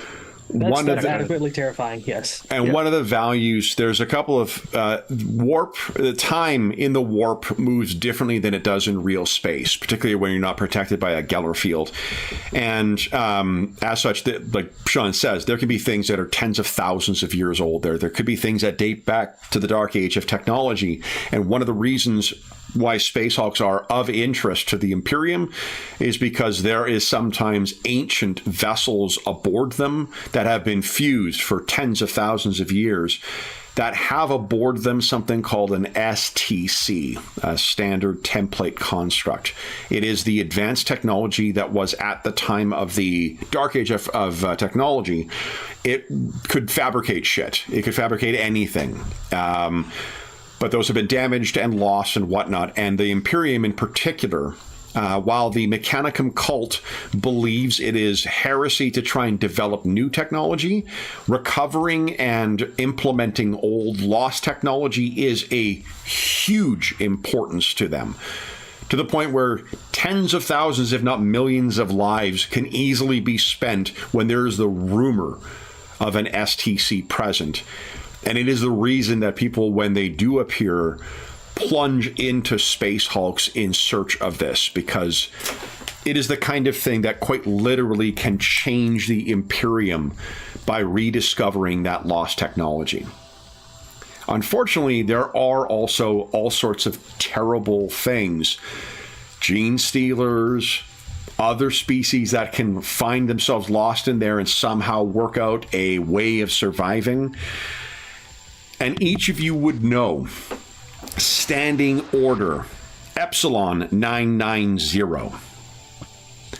Standing Order Epsilon 990 absolutely requires a reconnaissance of any immediately accessible areas of Mortis Thule unless countermanded by a Watch Commander or an Inquisitor. Surely there's some wiggle room for getting our Watch Commander, Watch Captain up and moving to give further orders? Unless it is countermanded by a Watch Commander or an Inquisitor, Standing Order Epsilon 990 countermands any other. And there you have it, Macrodon. Standing Order. Well, this Watch Captain needs surgery, though. Do I know how stable he'll be in this envelope? Standing Order. Good. He's at no immediate risk right now. As soon as the Susan membrane is activated, barring him getting shot or clawed or something again and suffering further injuries, he's stable and will remain in suspended animation. Okay. Well, we've won, recovered the Hamal, and got out of warp, so his orders are done. He did say drifting. One of the other risks with the Space Hulks, as Sean has said, they do come into real space, but it is unpredictable how long they last here. That is why this order is of such paramount importance. You don't know, setting aside the STC, you also don't know what threats lurk within the Mortis Thule. We don't know how long the space dungeon will be here. Exactly. Before it slips back in. The other thing is, your next... Do they break up? What happens to them? Do they just Sometimes they do. Right. Yeah. In our Rogue Trader campaign, for instance, the vessel they have, the Mortis Probati, it was part of a Space Hulk at some point and then got free. Yeah, they just become unstable and stuff, I guess, structurally. Yeah, or carry over, relics of that. In our Rogue Trader campaign, for instance, there are parts of a Xenos species vessel that has incorporated itself within it. Is there a precedent for the orcs getting hold of these things and repurposing them? Mm-hmm. Yeah, I thought that. Yep. I seem to remember something the like other that. thing is setting aside Standing Order Epsilon 990, there is also a priority to get you off of the Argent Crusader and away from the Space Hulk, because it will slip back into the warp at some point. That is not a question of if, it is simply when. So we need to reconnaissance, but we also need to secure a way off. So if we find a spot off, like we could stash the captain and then go reconnaissance. Or we could do both at once. It's like we're dragging the captain furthermore. I think we should. Is there any sort of smaller vessels on board this vessel, like in the landing, the landing deck, the launch decks, depending on the status of those. So if we get to the launch decks, we could probably launch from there into a launch deck of another ship and explore, and then go around and around and around. Although I wonder if that would get attention from anything else watching the outside. I mean, and there's that sense that you picked up, like something could be watching us. Seems more like something is messaging. Yeah, makes sense perhaps that it comes from somewhere else in the Space Hulk that we're not able to. It's a best guess. Best guess is that it's somewhere else in the Space Hulk, but it's coming from the Space Hulk. Yeah, the huge Space Hulk somewhere else. Yeah. It'd be, as one of our. I mean, we want to look into it in general, but that could be our central focus, is to find what that is. What is trying to reach us? Could be something looking for rescue. Yeah, something on the something on the space hulk that wants us to get over there and make contact, sort of thing. Temporary, like you observed before, like it doesn't feel wrong. It doesn't feel like it's a Xenos thing or a creature from the warp.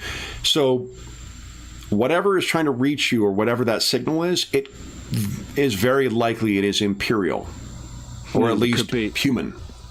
It could be more of our battle brothers, or somehow connected. Perhaps. Would it probably need to be someone psychically trained somehow to put this out, Kevin? Is that my belief, you think? Not necessarily, but it could be, like, what it could be is that there is a transponder, because communication in like between starships is primarily through astropathic choirs, through telepaths over long distances. You can still use technology as well, but beacons, like rescue beacons, SOS beacons, that kind of stuff, would have both psychic and technological qualities to them. Oh. So that might be what you're hearing, is just like the remnants of that. You're not an astropath, so you're not really psychically tuned to interact with that stuff. Neither are you a navigator. Perhaps if you got the Vox scanners active on the ship somehow, that might be a way of tracking that down. Mm-hmm. And while the reactor is down, there's a couple of, for one, if there's radiation that's coming out, there may be still some power here.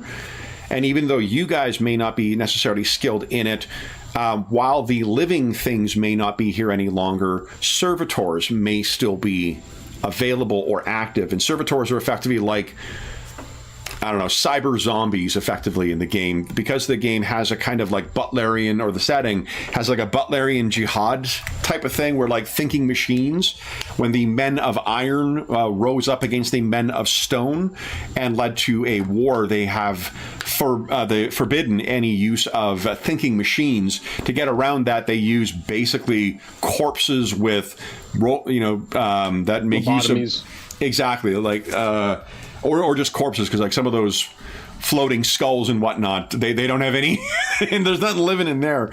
But they use the biological stuff as an apparatus for creating effectively robots or other kinds of things. That's what a servitor is. If you could access those things, something that you may get like a tech servitor, that could help fill in the technical gaps that you guys are lacking right now. An attempt to make contact. Restore perhaps restore the Vox units, or not the Vox units, the Auspex sensors, or the Augur sensors, or just use a scanner to try and locate that, and you could coordinate that with Teamer, his abilities, and try and get at least where that signal is coming from, and confirm that it's an Imperial message. Although Teamer is fairly confident it is, just not sure whether it's someone reaching out, or whether it's an automated message, or what. Like a distress call or something. Yeah. And the thing with the way the time works in the warp, it could be a distress signal from something that has been in here for 20,000 years, or it could be a distress signal from something that got lost here yesterday. And just the way the time works, or it could have been lost 10,000 years ago and they think a day has passed. Right. One of the reasons, not for nothing, one of the reasons the chaos corrupt, like the traitors that originally were part of the Horus Heresy, because time passes differently in the warp, some of the chaos people you face that the Emperor faced, they were alive 10,000 years ago when Horus crippled the Emperor and tried to lay siege to Terra.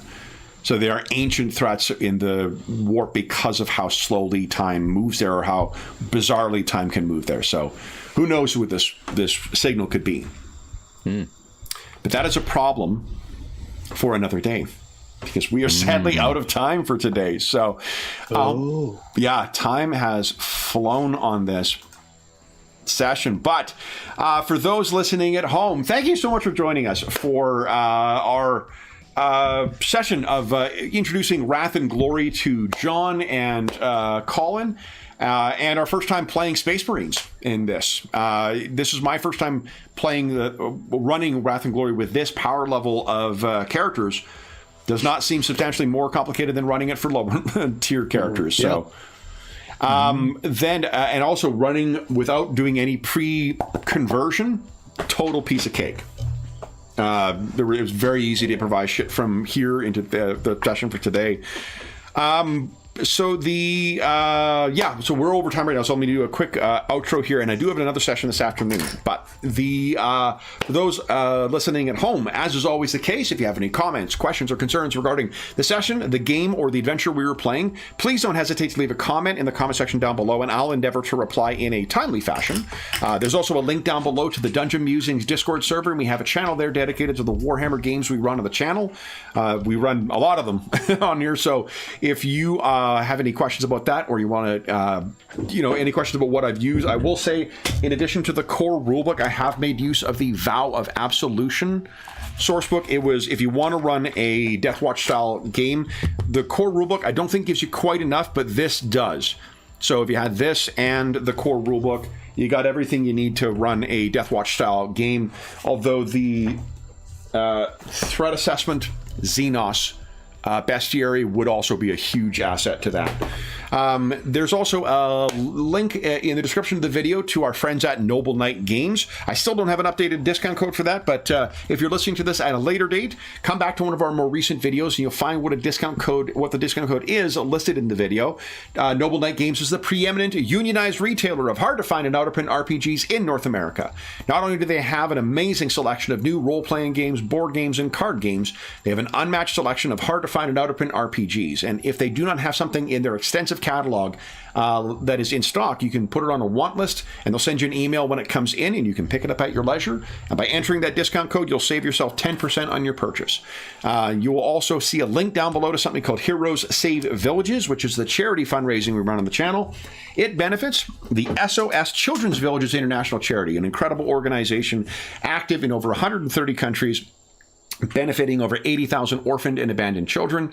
All donations through that link go directly to them. None of it goes to the channel or any other middleman. It just goes to help out the kids who benefit from their services. And it's a small way of saying thank you. If you've donated $25 or more since the start of the year, head on over to the Charity Initiatives channel and vote on the next of our mashup sessions. The mashup sessions are taking classic RPGs or RPG adventures like we've run thus far, Expedition to the Barrier Peaks for AD&D, and we've run Masks of Nyarlathotep with from Call of Cthulhu.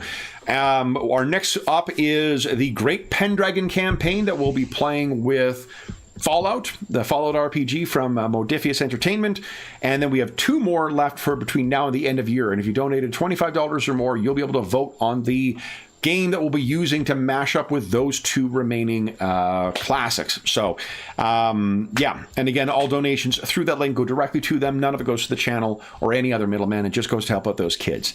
The last thing I will say is a huge thank you to our fire team for today. So, Colin, Sean, and John, thank you so much for playing today. This was an enormous amount of fun. And I think that I would encourage James to watch this one because he's a huge Deathwatch fan, and I think this was a pretty satisfying version of the Deathwatch. So anyway, for those listening at home, we'll be back in 2 weeks' time in the old world with our regular Warhammer Fantasy campaign, but this may not be the last you've seen of our stalwart Deathwatch Astartes, so you may see them again at some point as well. But until then, we hope that we gave you a few hours to take your mind off the troubles of our world and think about the troubles that our Astartes are finding when they're just trying to go and smash some Xenos. I mean, is it too much to ask just to be able to go to war without incident? Seems perfectly reasonable to me. Yeah, they say that in the grim darkness of the far future, there is only war, but they don't talk about the inconvenient side stops, you know? But anyway, but until we see you again, stay safe, stay healthy, and happy gaming.